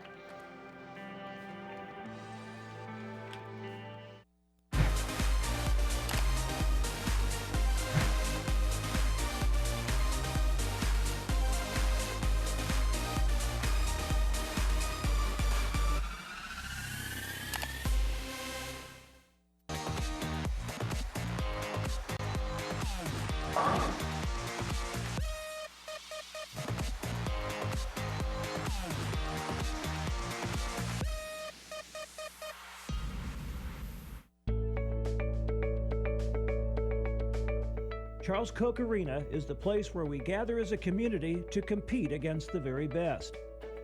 Now our game plan is to renovate Koch Arena by adding a new student-athlete success center. Your tax-deductible gift can help deliver that slam dunk.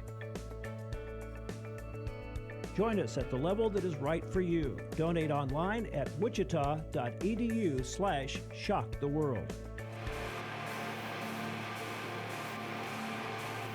Luke Ritter gave it a ride to deepest left center field, but it comes up just a few feet shy of a 3-run homer, and so the Shockers have to settle for a 2-1 lead as we move into the top of the 6th inning. Middle game of a 3-game set between the Shockers and the Mavericks. Wichita State took the opener last night by the final score of 12-3. Got to look there at the Shocker coaching staff as something had irked Todd Butler after that hit by pitch to Mason O'Brien in the last inning. Hard to say what at this point, but whatever it is, it's in the past now, and it's up to Liam Eddy to continue to navigate these troubled waters. He'll deal with the top of the order. R.J. Williams, Omar Salinas, Christian Holly due up for the Mavericks. You know, last night those first 3 innings seemed like they were a majority of the game for a while, and just in terms of timing, and seemed like there were a lot of long at-bats. And Arlington was trading punches for the most part. Today, the Shockers have not been able to get to separation like they got last night. And, you know, it's the Vickers home run in the 3rd, and then the Genesta grand slam in the big inning, I believe in the 4th. So far, it's been Liam Eddy keeping Arlington in check. Right off the end of the bat out to Jordan Boyer, who makes quick work of R.J. Williams. Shockers have done a really good job against Williams so far in this series. He's now 0 for 5 stretching into today. And good job by Eddy to execute on 2-0. Well, outside pitch that he got Williams to try and pull, and gets a nice, easy hop for Jordan Boyer. You mentioned the job that Vassar has done against the Shockers' top 3 hitters. Eddy's done a pretty good job, has matched him to this point against the Mavs' first 3 hitters. 0 for 7 for Williams, Salinas, and Holly. Salinas has flown out to center and struck out looking in 2 trips. Again, 11 home runs a season ago for this Texas Arlington club. Does not have one through the first 11 plus games of 2018. Yeah, but you can tell he's right on it. He's taken some really good at-bats in this series. Numbers not indicative of the type of hitter that Salinas is. Into center field, Genesta, right in his tracks, makes the catch, 2 out. I think Darren Thomas has to look at that. A big reason why they've moved Salinas from the 4 spot to the 2 spot, because he's right on it, hitting the ball right back up the middle, line drives to center field, right now right at somebody. You feel like maybe in a week or two, those are going to be balls into the gaps that go for doubles. Liam Eddy not really concerned about a week or two from now. Happy to get Omar Salinas out for a 3rd time today, and good point. Has a chance for a 1-2-3 inning.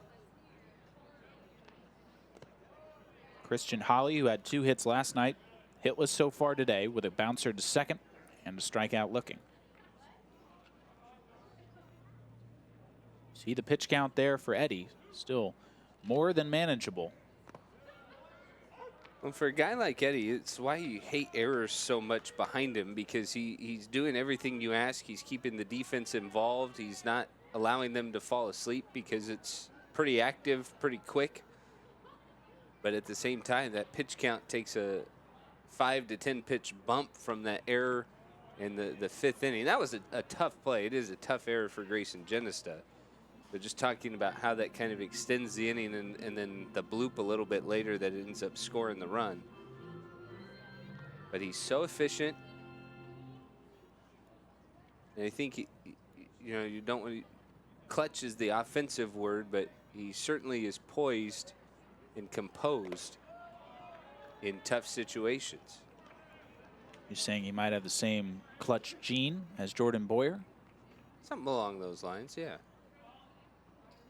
As the kids call it. You are a kid. Fair enough. 3-1. Into left field by Holly. Towards the line, Travis Young is going to run it down into the corner. And a 1-2-3 inning for Liam Eddy here in the top of the 6th. To the home half, 2-1 Shockers on WSU TV.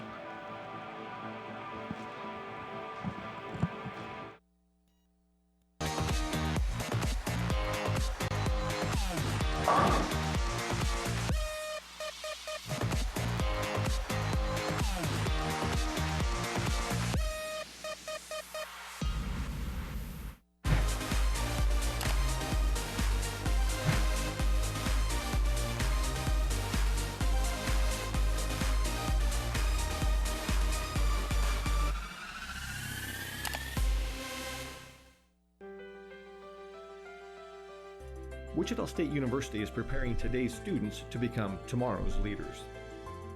The Shock the World campaign is raising $25 million in private funds for a new home for the W. Frank Barton School on the Innovation Campus. Invest today in tomorrow's business leaders by calling 316-978-4076 or visit www.wichita.edu/shocktheworld.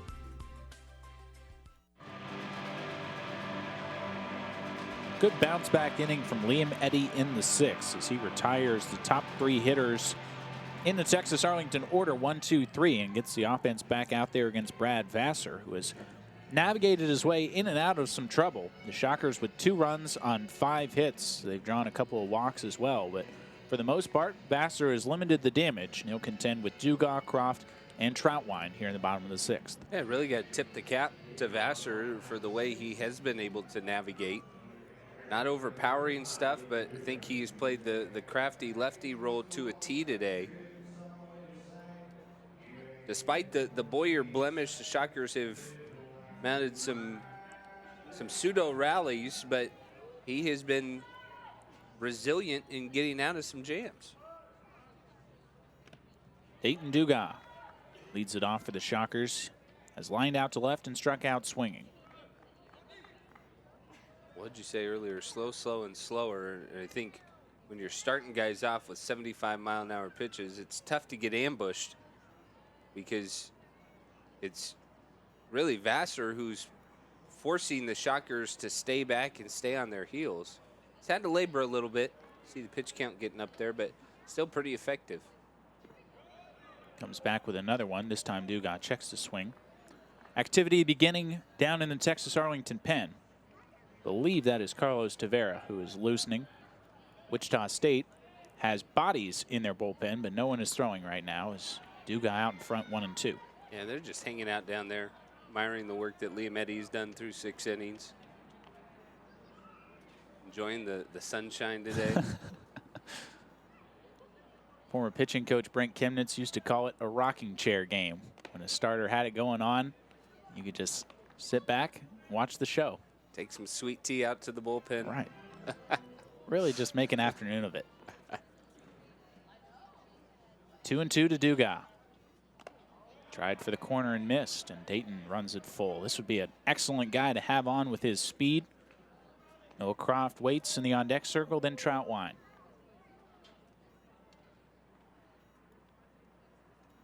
Masters 3-2.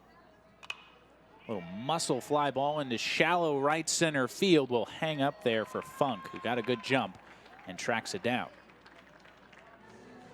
Well, second baseman Easton Johnson on that one just immediately let everyone know that he wasn't going to be a factor. It drops down. You see him shield his eyes and then sit. And that allows Funk to go after it unabated. But the sun's brutal out there today. I don't know what else to tell you. So Croft with 1 out, nobody aboard. That's one strategy. Bounces it to shortstop. Menjarez slings across, 2 out. Sometimes you got to communicate. Sometimes it's nonverbal communication. Sometimes duck and cover. I guess credit to Grayson Genesta on the ball that he lost in the sun. He hung in there, remained upright, almost tried took to it make in the catch. chest, yeah. There you see Menjarez, routine ground ball for out number 2. So Brad Vassar 1 out away from giving this Texas Arlington team 6 strong innings when they really needed it. Had to go to their bullpen after just 3 frames yesterday. Ended up using 3 bullpen arms. And as Tim and I talked about, that just puts you so far behind the 8 ball when on a Friday you're going to the pen in the 4th. You're not only losing that game, it's setting you up for failure in Saturday and Sunday's contests as well.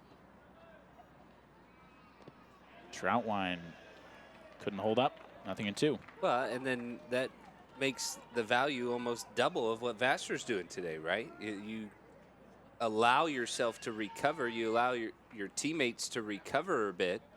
And maybe it's not the order you necessarily want, but it chews up innings and it allows you to preserve matchups quite a bit. Troutwine is struck out swinging and walked. So still looking to put the ball in play for the first time against Vassar, who's now up over 90 pitches. Threw 109 in his lone start against Wright State when he went 5 2/3, so he's right there again. And he gets Troutwine looking, breaking ball, snatches the upper part of the strike zone, and Vassar is through 6. We move into the 7th, 2-1 Shockers on WSU TV.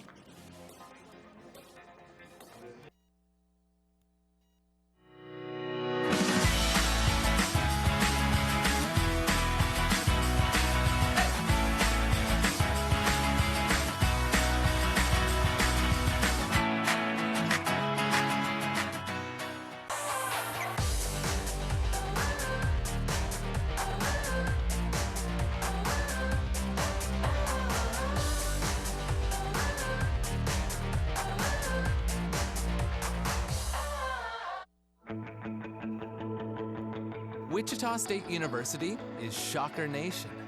We exceed expectations, push boundaries, seize opportunities, and move boldly ahead. We are student-centered and innovation-driven. It's who we are. Our vision is simple but powerful.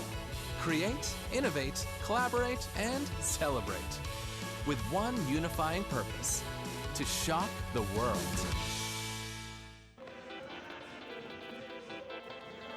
2-1 Shockers into the top of the 7th here at X Stadium.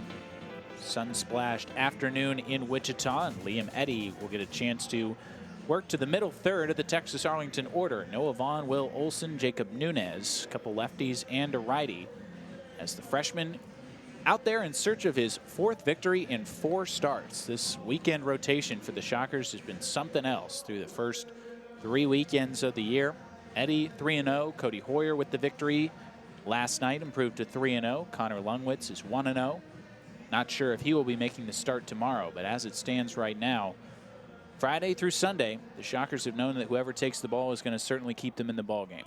Well, and we've talked so much about the power arms of the pitching staff, and it has been a variety of arms and a variety of ways of getting guys out. Eddy has shown the ability to strike out guys today, but you don't classify Liam as a power pitcher. And as a whole, Wichita State just has to be pleased. I think a lot of the pitching staff answering some tough questions that were asked before the season. Noah Vaughn, strikeout and a single for him in 2 trips. Eddy is in there at the knees, 0-1. The dangerous part of the Texas Arlington order coming up here in the 7th. And these 2 lefties, Vaughn and Olson, tough customers. Got him to pop it up. Left side of the infield. We'll see who wants it. Jordan Boyer makes the catch for the first out. That's a big one to get for Liam Eddy. Well, Vaughn has 3 hits in this series already, and you're exactly right. That's a huge out to start the 7th inning.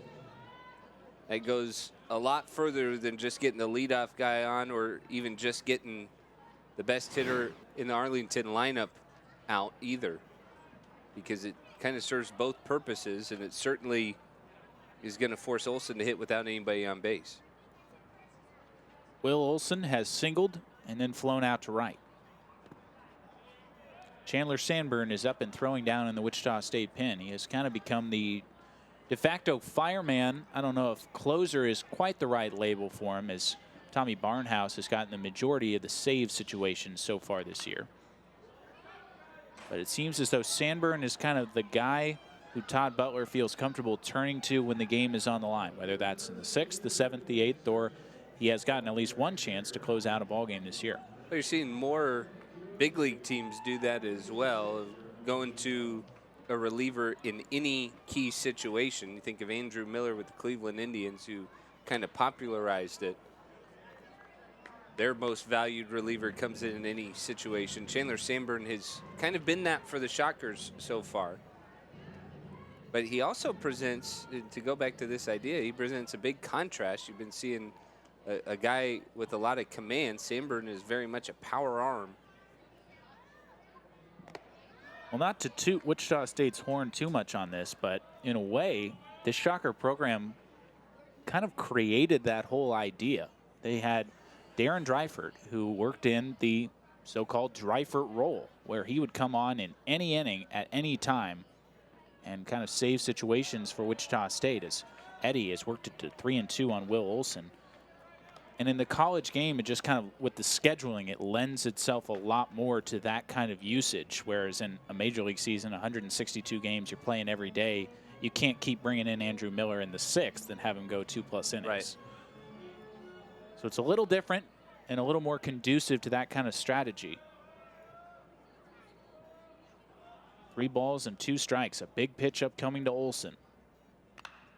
Popped up again. Shallow right center field. Not an easy play, but Ritter is under it, and he makes the catch for the 2nd out.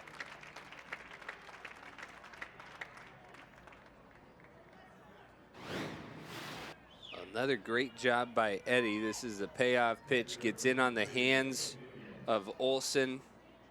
2 big outs, 2 big pop outs to start the 7th.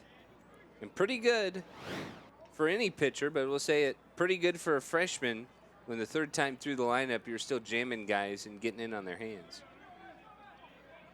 So Jacob Nunez, the only thing separating Eddy from back-to-back 1, 2, 3 innings. Strikeout and a ground out to short form in 2 trips.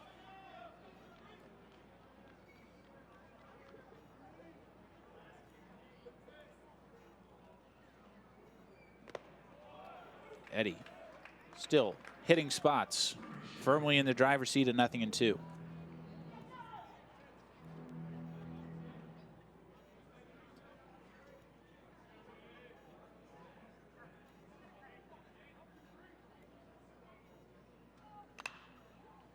might stay in play. O'Brien and Troutwine over, and it's going to reach the seats just behind the first base dugout. Still no balls and 2 strikes. You see the pitch count on the graphic in the bottom right, still under 85 today from Liam Eddy. So effective. Handful of strikeouts. Looking to match his career high. Into left field by Nunez towards the gap. Young dives and makes the catch. Travis Young, flashing the leather, takes away extra bases from Jacob Nunez, and he hands Liam Eddy another 1-2-3 inning. We'll stretch it out. It's 2-1 Shockers on WSU TV. Introducing Dunkin's new cold brew coffee. Steeped slowly in cold water for small batches with an ultra smooth, full-bodied flavor. Discover the craft of cold brew today and keep on. America runs on Dunkin'. Wichita State University is Shocker Nation. We exceed expectations, push boundaries, seize opportunities, and move boldly ahead. We are student-centered and innovation-driven. It's who we are. Our vision is simple but powerful. Create, innovate, collaborate, and celebrate.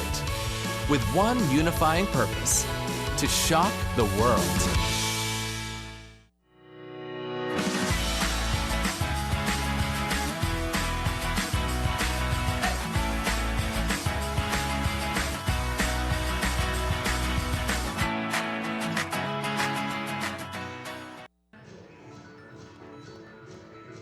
Hard to find much fault with what Liam Eddy has delivered through 7 innings so far this afternoon at X Stadium, allowing just the 1 unearned run on 3 hits. And he has gotten some help from his defense at times. And Travis Young coming up with a sparkling play in left field here to end the last half inning. He stole my word. The sparkling describes it. That was a fantastic play. And Young, he has been a very good defender out in left field. He covers a lot of ground, but he gets good jumps, good reads on balls, and that time he played it perfectly. There are times from our vantage point when a ball will be hit, and you'll kind of instinctually think there is no way that ball gets caught. And then out of nowhere, here comes Travis Young. Covering ground is an understatement to say the least. Jordan Boyer, push bunt up the first base line, that's going to trickle foul. What's the phrase that Shane Dennis would use? He covered an acre. Covered an acre, a whole acre. I don't know what that is. How much is an acre? I think it's a lot. It's like property. I don't know. It's from where Christian Holly's standing in left field, the logo in center field.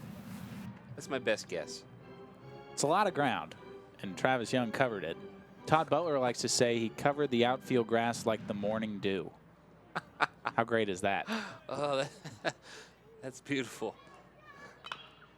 Boyer down 0-2.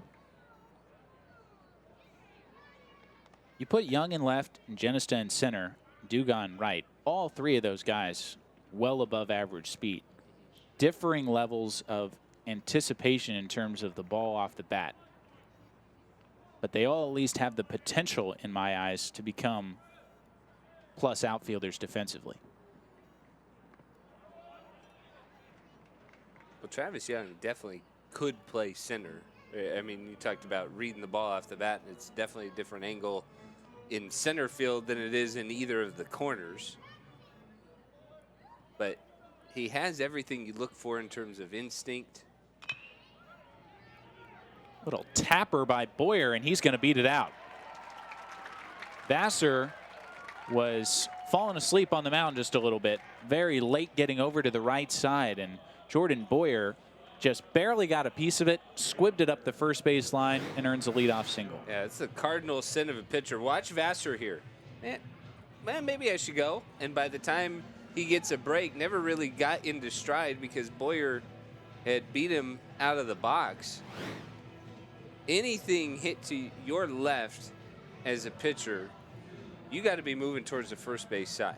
even if it's right off the mound. You never know where that first baseman will stray to. Travis Young shows bunt and takes outside. 6th hit of the afternoon for Wichita State. Travis was asked to sacrifice bunt last night and ended up reaching. When he popped it into the air, it landed in front of the third baseman Williams, and by the time he made his throw, Travis was 4 feet past the bag. Tries to bunt, this time misses. Snap throw down to first, and Boyer's back in ahead of the tag.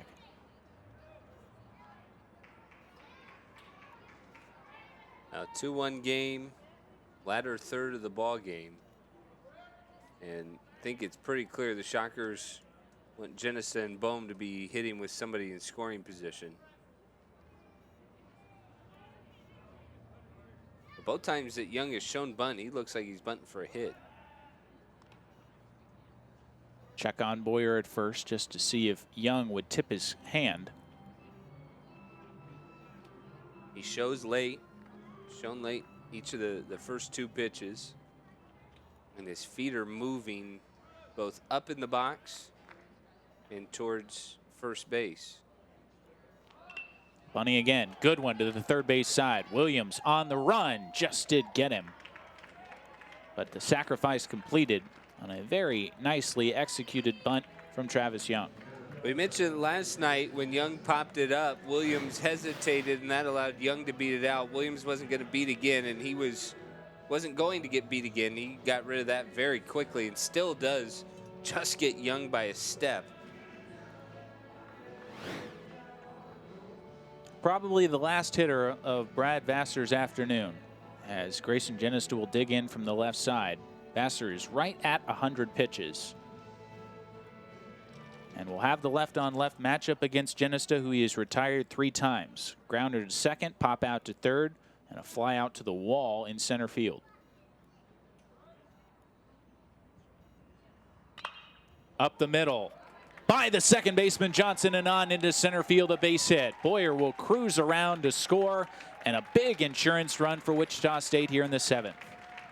Well, Jordan Boyer gets a great read on this, and he is well aware of where Easton Johnson is playing. As soon as it's off the bat, Boyer is off to the races. Had Johnson been able to get over to that one, that probably would have been a double play, but Boyer read it perfectly, and that's the insurance run that the Shockers were playing for. Get him on, get him over, get him in. The Shockers execute to perfection. Now a man aboard for Alec Bohm. He's had good swings all afternoon against Vassar. 1 for 3 with a ground rule double his last time up. He's also lined out to left and sharply bounced out to second. Yeah, kind of interesting that they're trusting Vassar to face Bohm, and then even the lefty O'Brien who's on deck, because O'Brien is singled twice against him.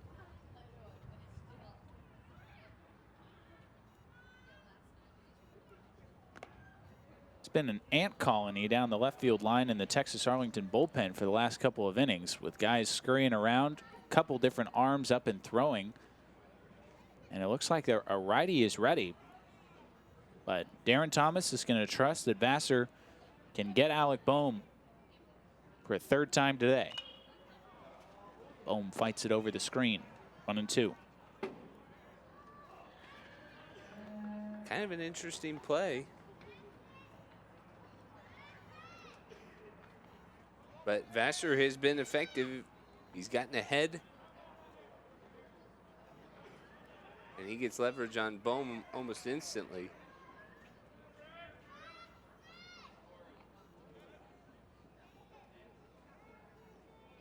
Genesta good speed on at first.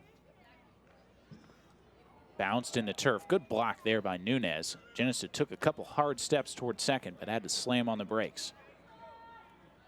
I'm pretty sure this was the sequence last time they got ahead of Bohm. A couple of breaking balls that bounced in front of the plate before Bohm ended up squaring one up to right center. 2 balls, 2 strikes. Line just foul up the third base line. Bohm out in front of 77 miles an hour and hooks it wide of the third base bag. It's a dangerous situation right now for Brad Vassar. He has to be very confident in where he locates to Bohm. He's worked both sides of the plate. He's had to been sure on both of those locations. Good jump by Genesta. Swing and a miss. And Bohm down on strikes. Genesta will steal the base. But that's a big second out for Vassar. Well, that was a great pitch. And even though he had spiked a few to Alec Bohm, that time he got the sink that he wanted. And he got the bounce. This ball gets buried. And you see the great jump that Grayson Genesta has. No shot for the catcher, Nunez. And that's going to prompt a visit to the mound. It is a left-on-left matchup with Vassar and O'Brien. But we'll see if that's what Darren Thomas wants to go with. As a lefty and a righty available down in the left field bullpen. Doesn't look like a signal's been made yet. Is this an opportunity for Vassar to talk his way into one more hitter? This is Thomas definitely checking on how much stamina that the lefty still has, but I think he got his answer. A very good start from Brad Vassar will come to a close with 2 outs here in the bottom of the 7th. We'll tell you about the new Texas Arlington arm when we return. It's 3-1 Shockers on WSU TV.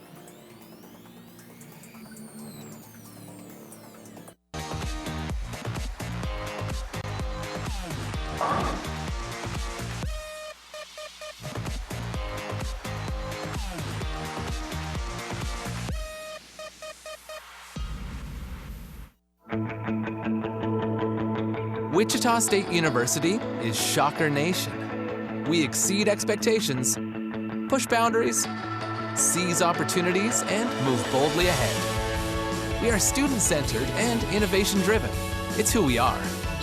Our vision is simple but powerful. Create, innovate, collaborate, and celebrate. With one unifying purpose: to shock the world.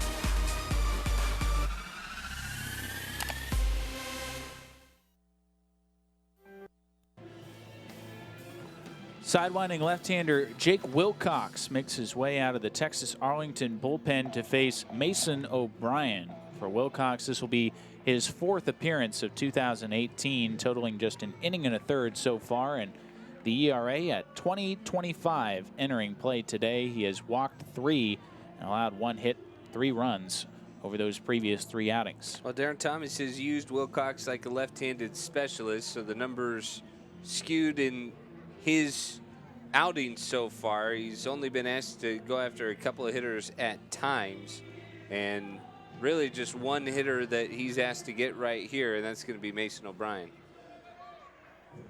O'Brien reached in all 3 plate appearances against the starter Vassar. A couple singles and a hit by pitch. Scored one of the 3 Wichita State runs. And has a big run out there at second base with 2 outs.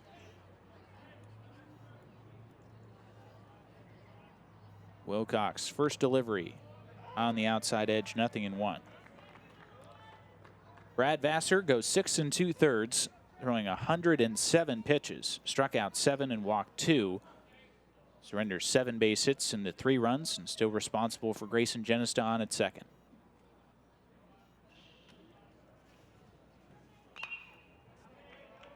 Nothing at 2 to O'Brien. Well, sometimes you look at it and you think, like we thought, that they might try and get the righty to go get Bohm, but instead they hold out, they go to another lefty, and it's a different look because of where Wilcox throws from. He's had O'Brien on his heels thus far. A couple breaking balls that Mason has fought off. Still no balls and 2 strikes. Wilcox has been a starter in the past at Texas Arlington. 13 career starts for him. 91 total innings, allowed 99 hits, but he has been victimized by the long ball. 13 home runs in those 91 innings. Mason doesn't need that here. but any kind of 2-out hit should bring home a run. Into center field, Vaughn, just behind the logo, makes the catch, and the side is retired. Wichita State adds a run, however, and as we move to the top of the 8th, it's now 3-1 Shockers on WSU TV.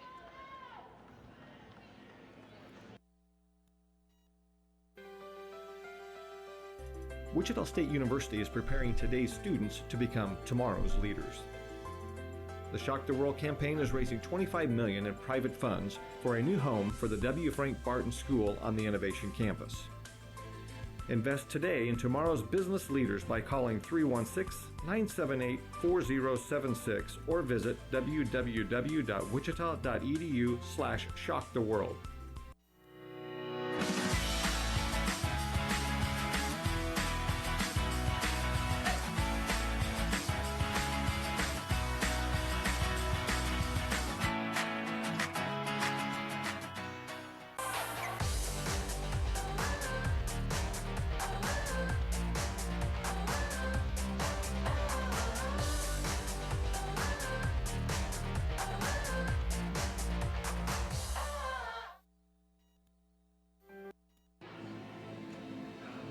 A brilliant outing from Liam Eddy will come to a close after 7 very strong frames. He has Wichita State in front 3-1 as Todd Butler makes a call to the bullpen and brings on right-hander Chandler Sanborn. Sanborn has been excellent so far for Wichita State so far this year. The ERA is at 4.5, but really marred by one bad outing, and other than that, he has been lights out. Well, the numbers that jump out to you are the 16 strikeouts in 8 innings. 2 strikeouts an inning right now, and he has been really good since that one bad outing that you mentioned. And anytime he's been asked to get multiple innings, he has obliged and racked up the strikeouts in those as well. His last 5 1/3 innings out of the Wichita State pen, he has struck out 11. And he'll face the bottom 3 in the Texas Arlington order. It starts with the shortstop, Minjarez.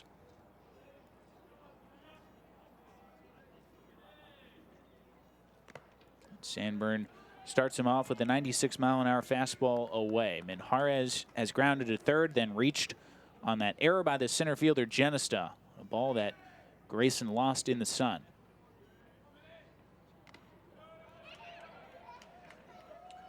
Can't say enough good things about the start from Liam Eddy, though, as you mentioned. And I think one of the most important things in that, and especially allowing him to get through that 7th inning, was the fact that he didn't walk anybody. Really didn't even go deep. I think 1 3-ball count in the outing. He was fantastic. Got him at 3 3-ball counts, actually. Excuse me, yeah. One of those was to Minjarez before he reached and eventually came around to score the lone Texas Arlington run. Sanborn, the 2-1. Missed down with a fastball.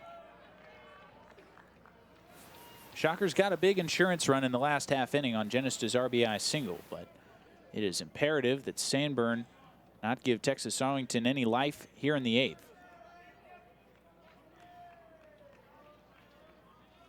The 3-1. Blew it right by him. 96. And it's full at 3-2.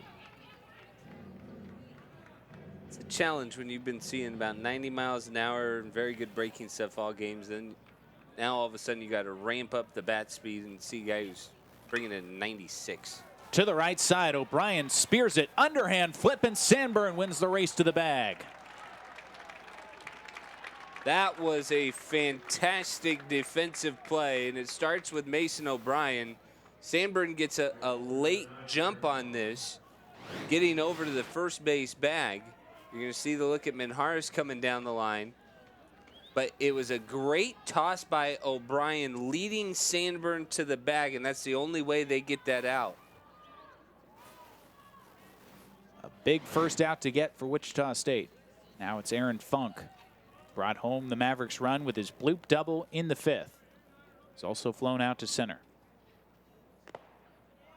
Sanborn's in there with a strike at 97. Jeez. Just coming out, letting it rip today.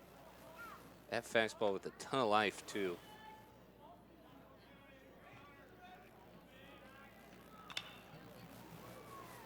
That can't feel great for Aaron Funk. He's down no balls and 2 strikes. But that one outing we referred to for Sandburn that has kind of marred the statistics a little bit came in the opening weekend against McNeese State when he allowed 4 runs in just 2/3 of an inning.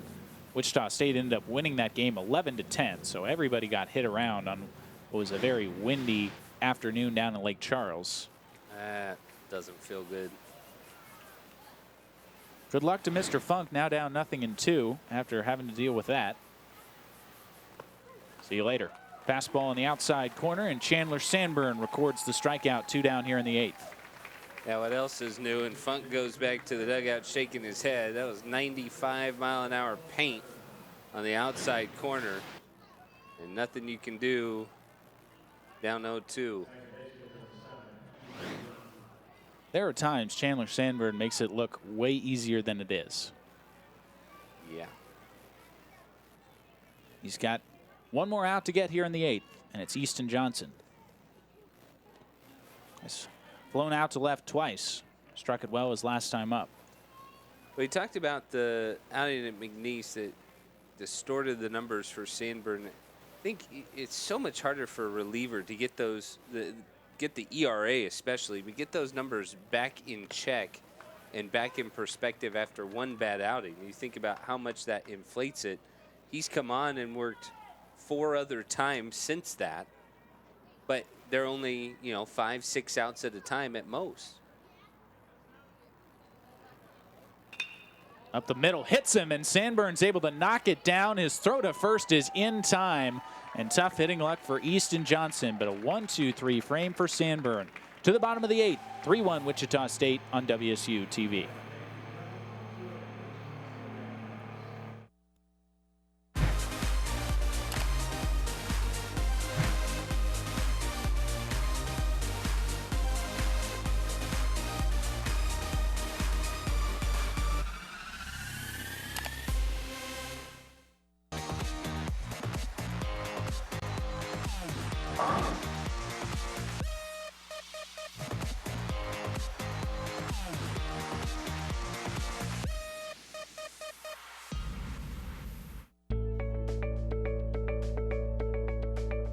Charles Koch Arena is the place where we gather as a community to compete against the very best.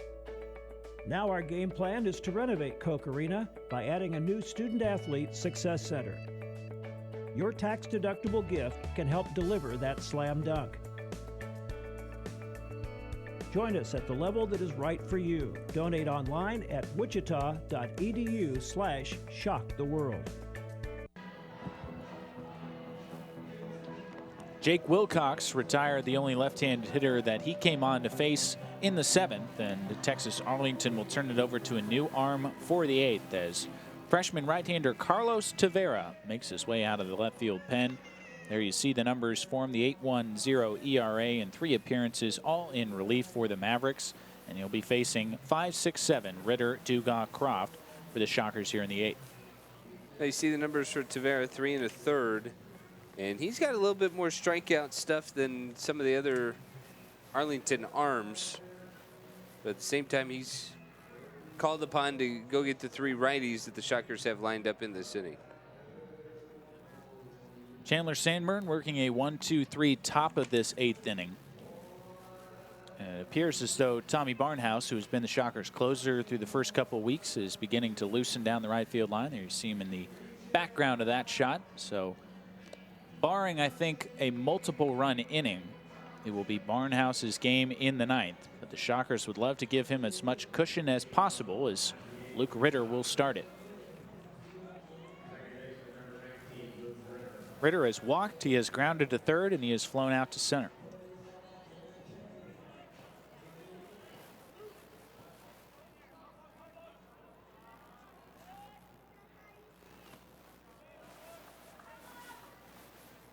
A run on 3 hits, no errors for Texas Arlington. 3 runs, 7 hits, 1 error for Wichita State.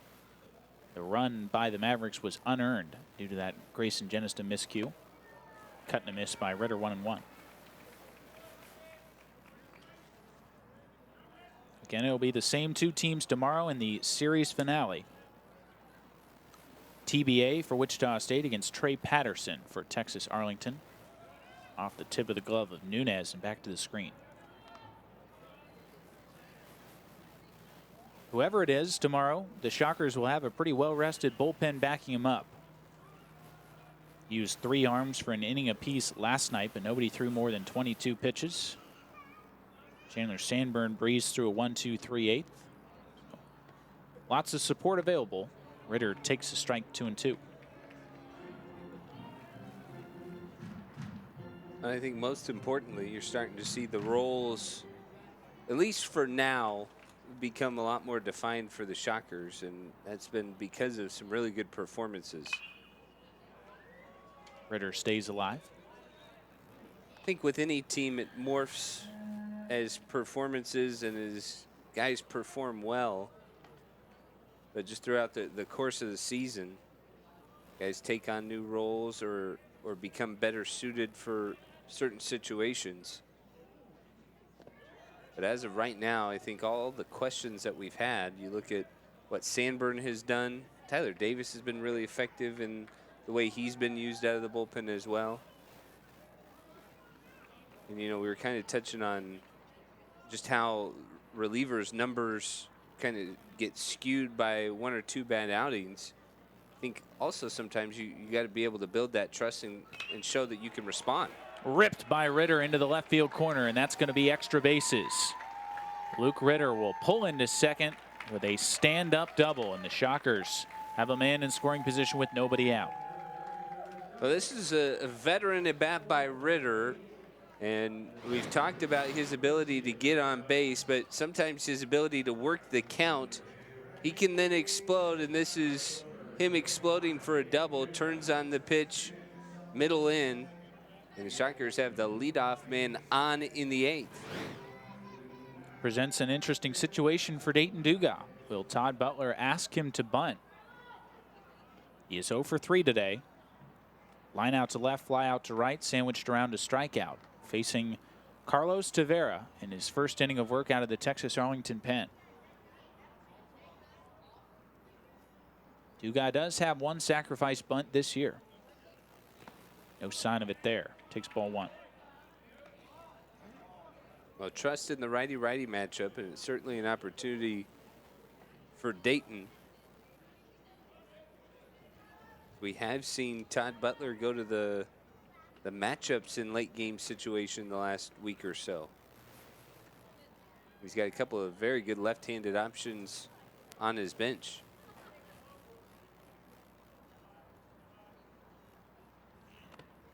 Fastball in tight. Dugas ahead 2 balls and no strikes. A couple of those left-handed bats that Tim is referring to, either Jacob Catsby, who started in right field, but of course you've also got Garrett Kosis and Hunter Gibson available as left-handed options on the bench, but Coach Butler sticking with Dayton Dugas here.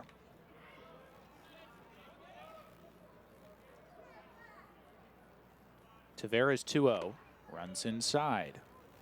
Hasn't come particularly close. And Dayton Dugas well ahead, 3-0. And I like the decision to have Dugas hit here, because this is a situation he has that power, has that ability to drive, but you're looking for him to get locked in and hit something back up the box.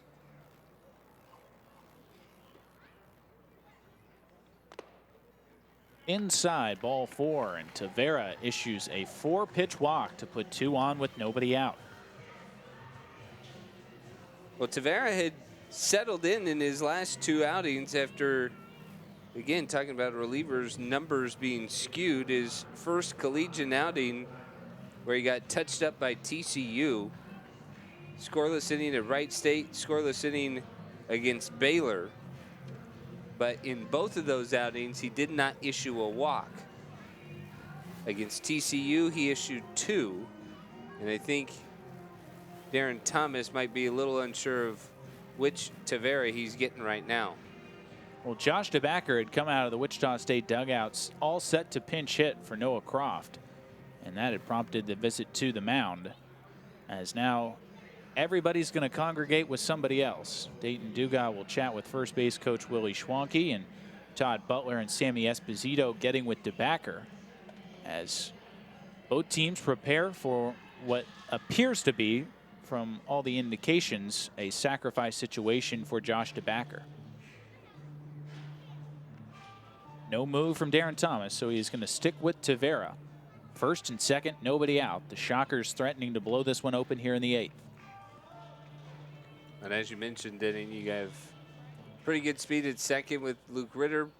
Good speed at first with Dayton Duga. So Shockers looking to get both of those guys either in scoring position or in as quickly as possible.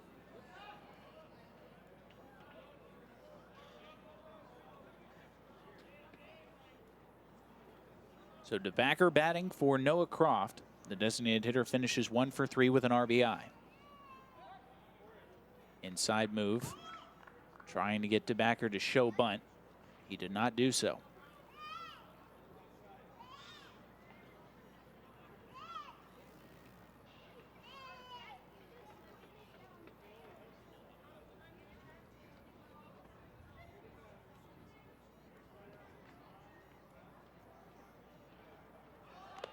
DeBacker squares and takes a strike.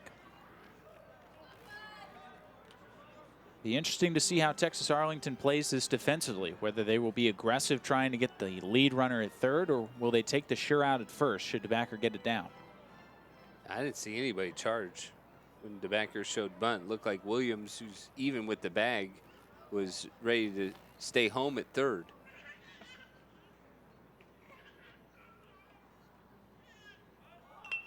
Gets it down out in front of the plate. Only going to be one play, and that's at first. Underhand flip by Tavares in time, but Josh DeBacker does the job. Sacrifice bunt. Runners at second and third, 1 out. Yeah, well done. You knew what Arlington was going for after Williams stayed home the first time. So make the pitcher field it, make him go towards first, and make him make a throw. Tavera apparently subscribes to the only underhand throw a la John Lester. That was a long little shovel pass to have to make there. Mavericks are going to bring the infield all the way in. Obviously cannot afford to fall behind anymore. Already trailing by 2 runs with 2 in scoring position. Troutwine into right field, foul ground, and it's going to get out of play. So you're playing to eliminate the run in the infield, right? But the right fielder, Funk, there pursued that in a position that if he catches it, if that ball somehow stays in, there's no shot that he's able to turn around and throw out Ritter at the plate. Well, as an outfielder, I think you just have to pursue that should it happen to stay in fair territory. But yeah, once it crossed over the line, not in his best interest to make the catch. Good block by Nunez, 1-1. You don't see that very often when the outfielder is cognizant of that situation and will intentionally let a ball land or drop a ball, even though it's the same situation on the infield where you don't want to trade a run for an out.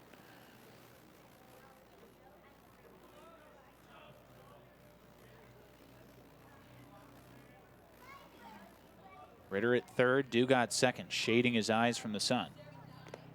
And Troutwine maybe looking for something else, takes a fastball for a strike. Yeah, that was a great pitch. He's shown some of the off-speed stuff, and he dotted a fastball in the outer half of the plate there. Troutwine with 5 RBIs so far this season. He's got 6 and 7 waiting out there. 1-2. Lined into right center field, a base hit. 2 runs are going to score. Troutwine wants 2. The throw in by Vaughn, not going to be in time, and Gunnar Troutwine breaks it open. It's 5-1 Shockers.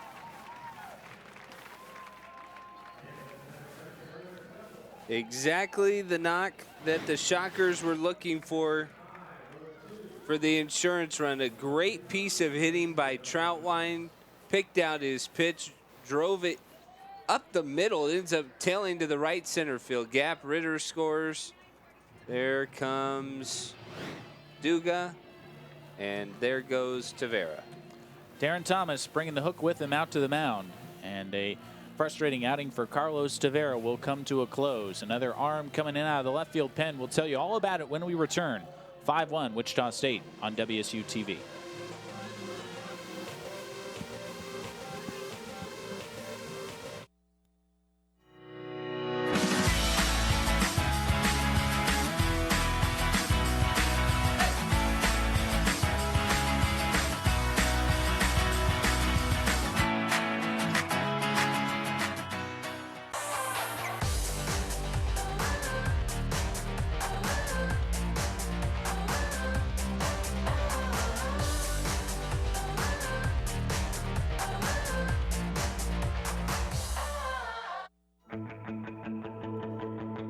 Wichita State University is Shocker Nation. We exceed expectations, push boundaries, seize opportunities, and move boldly ahead. We are student-centered and innovation-driven. It's who we are. Our vision is simple but powerful. Create, innovate, collaborate, and celebrate. With one unifying purpose: to shock the world. Feels like it's been a never-ending string of relievers out of the pen for Texas Arlington with double-digit ERAs, and that will continue with right-hander Andrew Gross, who brings a 13.5 earned run average into play today. Just an inning and a third total for him in his 2 previous appearances. But how about a big-time hit from the senior catcher Gunnar Troutwine with 2 strikes, driving into the opposite field gap and giving the Shockers a lot of breathing room. Well, a great piece of hitting at a great time by Troutwine, and he has been a very solid bat. We talk about Boyer being solid in the 9 spot. Troutwine is a very solid 8 hitter, and he came up with the right hit at the right time. And finally, it feels like Shockers at least could take a little bit of a breath in a game that has been so nip and tuck all the way through.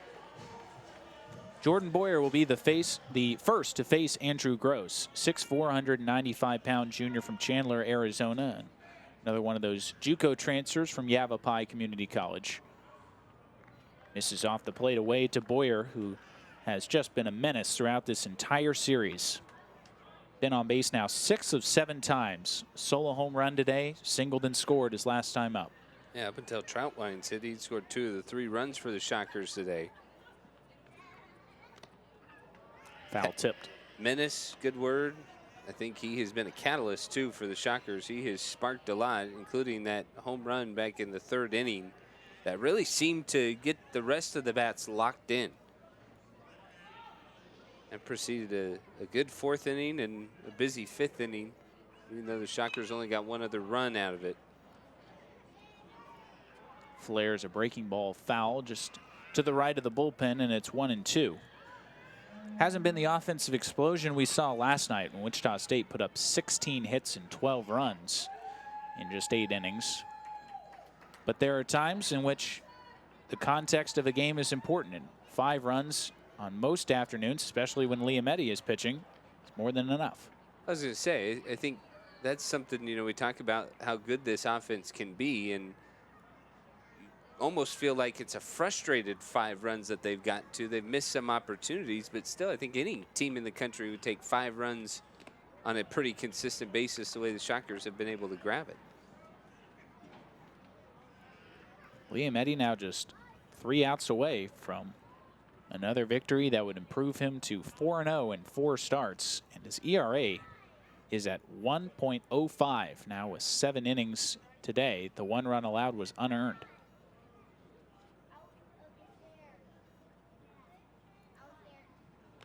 Boyer takes strike 3 on the outside corner, and Gross strikes out the first man that he faces here in the 8th. That's a good pitch. Gross had Boyer looking for a breaking ball and comes back with a fastball in the outer half. It's not the pitch that Boyer's looking for. 3/4, a lot of tailing action on that back part of the plate. So Travis Young has been held off the pass so far in 4 trips. Fly out, couple of strikeouts, and then laid down a sacrifice bunt in the 7th that led to a run.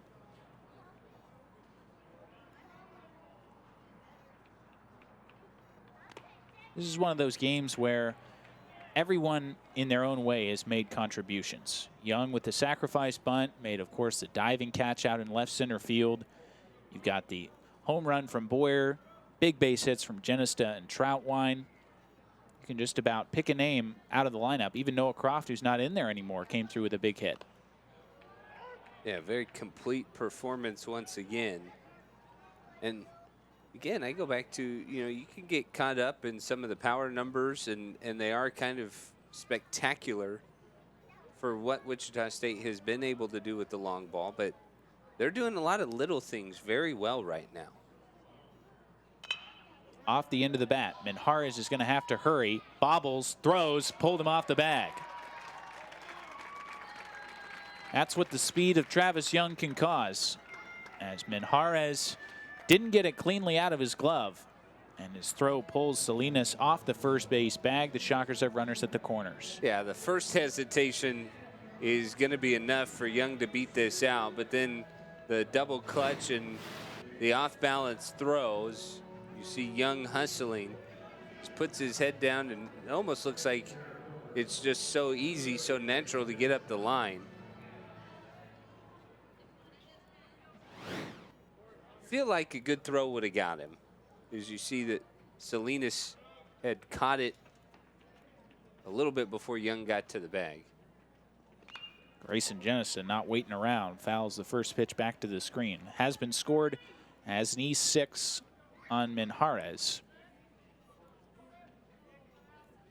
But now Grayson Genista can really blow a hole in this one with one swing of the bat. Already 2 runs in. And Wichita State threatening to run away and hide, already up 5-1.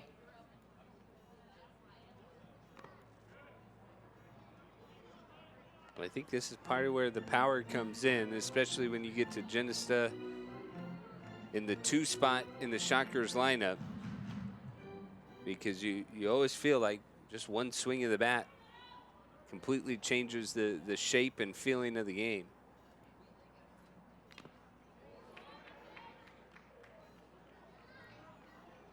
Genista 1 hit in 4 trips, but that was the big RBI single in the 7th. One of the last hitters that the starter Brad Vassar faced.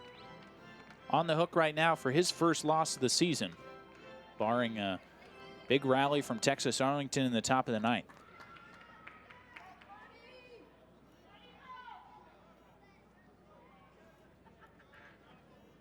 Troutwine at third, Young at first. There he goes. Down and away. Throw down. Not going to be in. Oh, they got him. On the short hop, Minjarez applied the tag. Didn't think it was going to be in time, but a good play by the Texas Arlington shortstop gets the Mavericks out of the inning. To the 9th we go. Shockers need 3 outs. 5-1 Wichita State on WSU TV.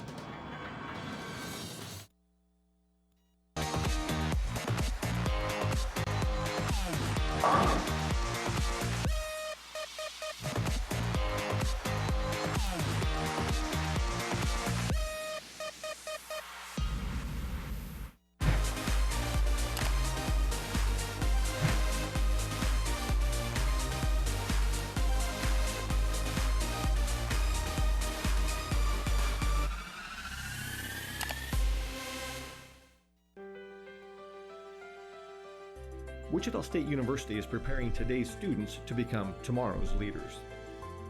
The Shock the World campaign is raising $25 million in private funds for a new home for the W. Frank Barton School on the Innovation Campus. Invest today in tomorrow's business leaders by calling 316-978-4076 or visit www.wichita.edu/shocktheworld.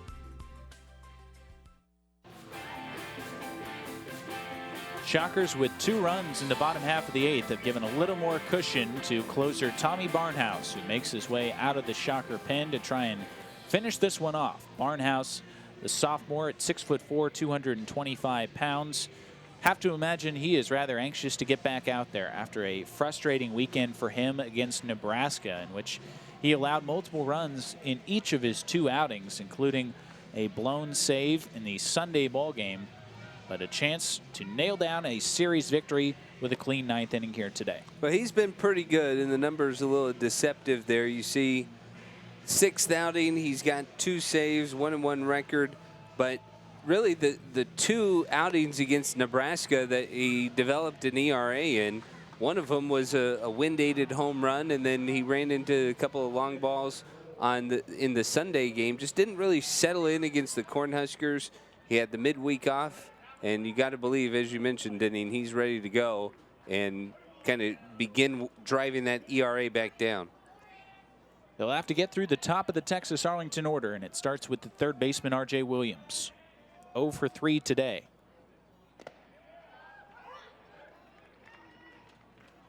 Good clean 8th inning from Chandler Sanborn, trying to make a winner out of Liam Eddy.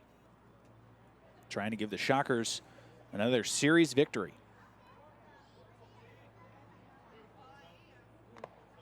It's a good start. Tommy Barnhouse pouring in a couple fastballs for strikes.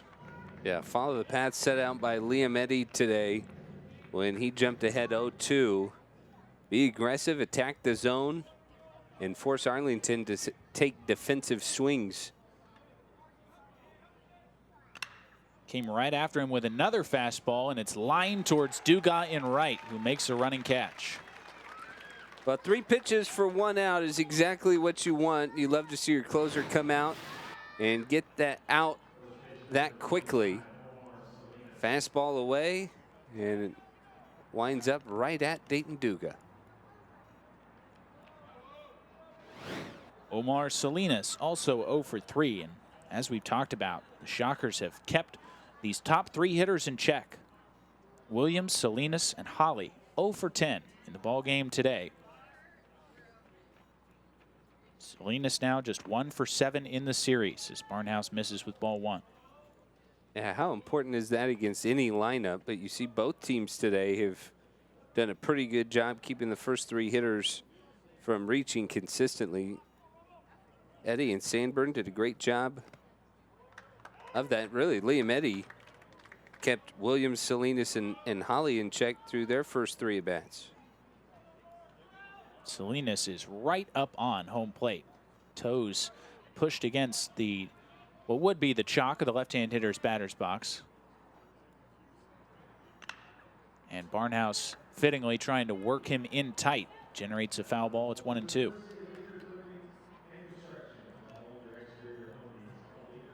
Tommy, normally pretty good fastball command, and he's using that 92-mile-an-hour fastball.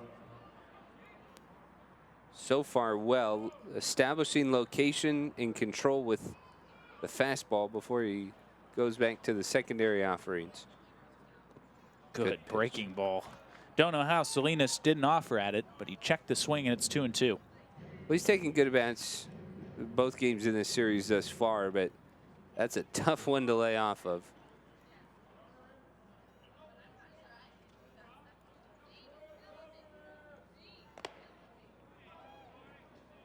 Heard a conversation a couple days ago describing good hitters and how to quantify them and rank them essentially.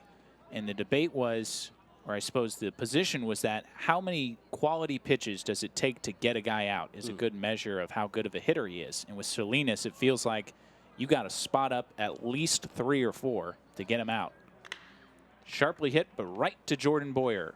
Vacuums it up and tosses across, and 2 down for Barnhouse in the 9th. I think that's a great point. He is not a guy who is willing to go outside of the zone. Seems to have a very good feel for the strike zone. And even in a 2-strike situation on what looks like a routine ground ball to Jordan Boyer there, still seems like he makes it a lot harder than it seems. So the last chance for the Mavericks is Christian Holly, 0 for 3. As Tommy Barnhouse tries to nail down the 11th Wichita State W of 2018. Into right center field, tailing towards Dugas. He's there, he's got it, and Tommy Barnhouse wraps up a 5-1 Wichita State victory here on Saturday afternoon. Tim and I will take a short break and be back to wrap things up with the final totals from X Stadium on WSU TV.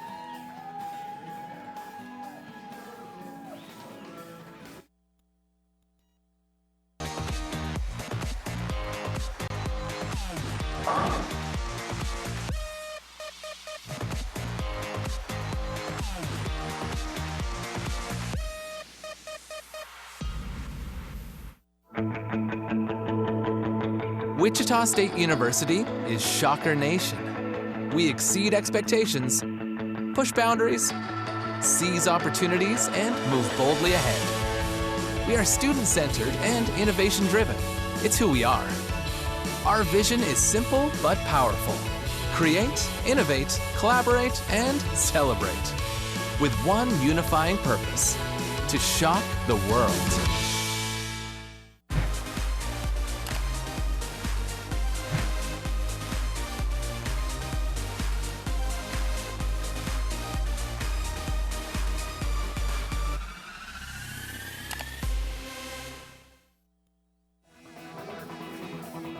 Wichita State 5-1 victors over Texas Arlington here on Saturday afternoon. They secure a series sweep, or excuse me, a series victory. Still got one more to take care of for that, but 11-2 the start for the Shockers.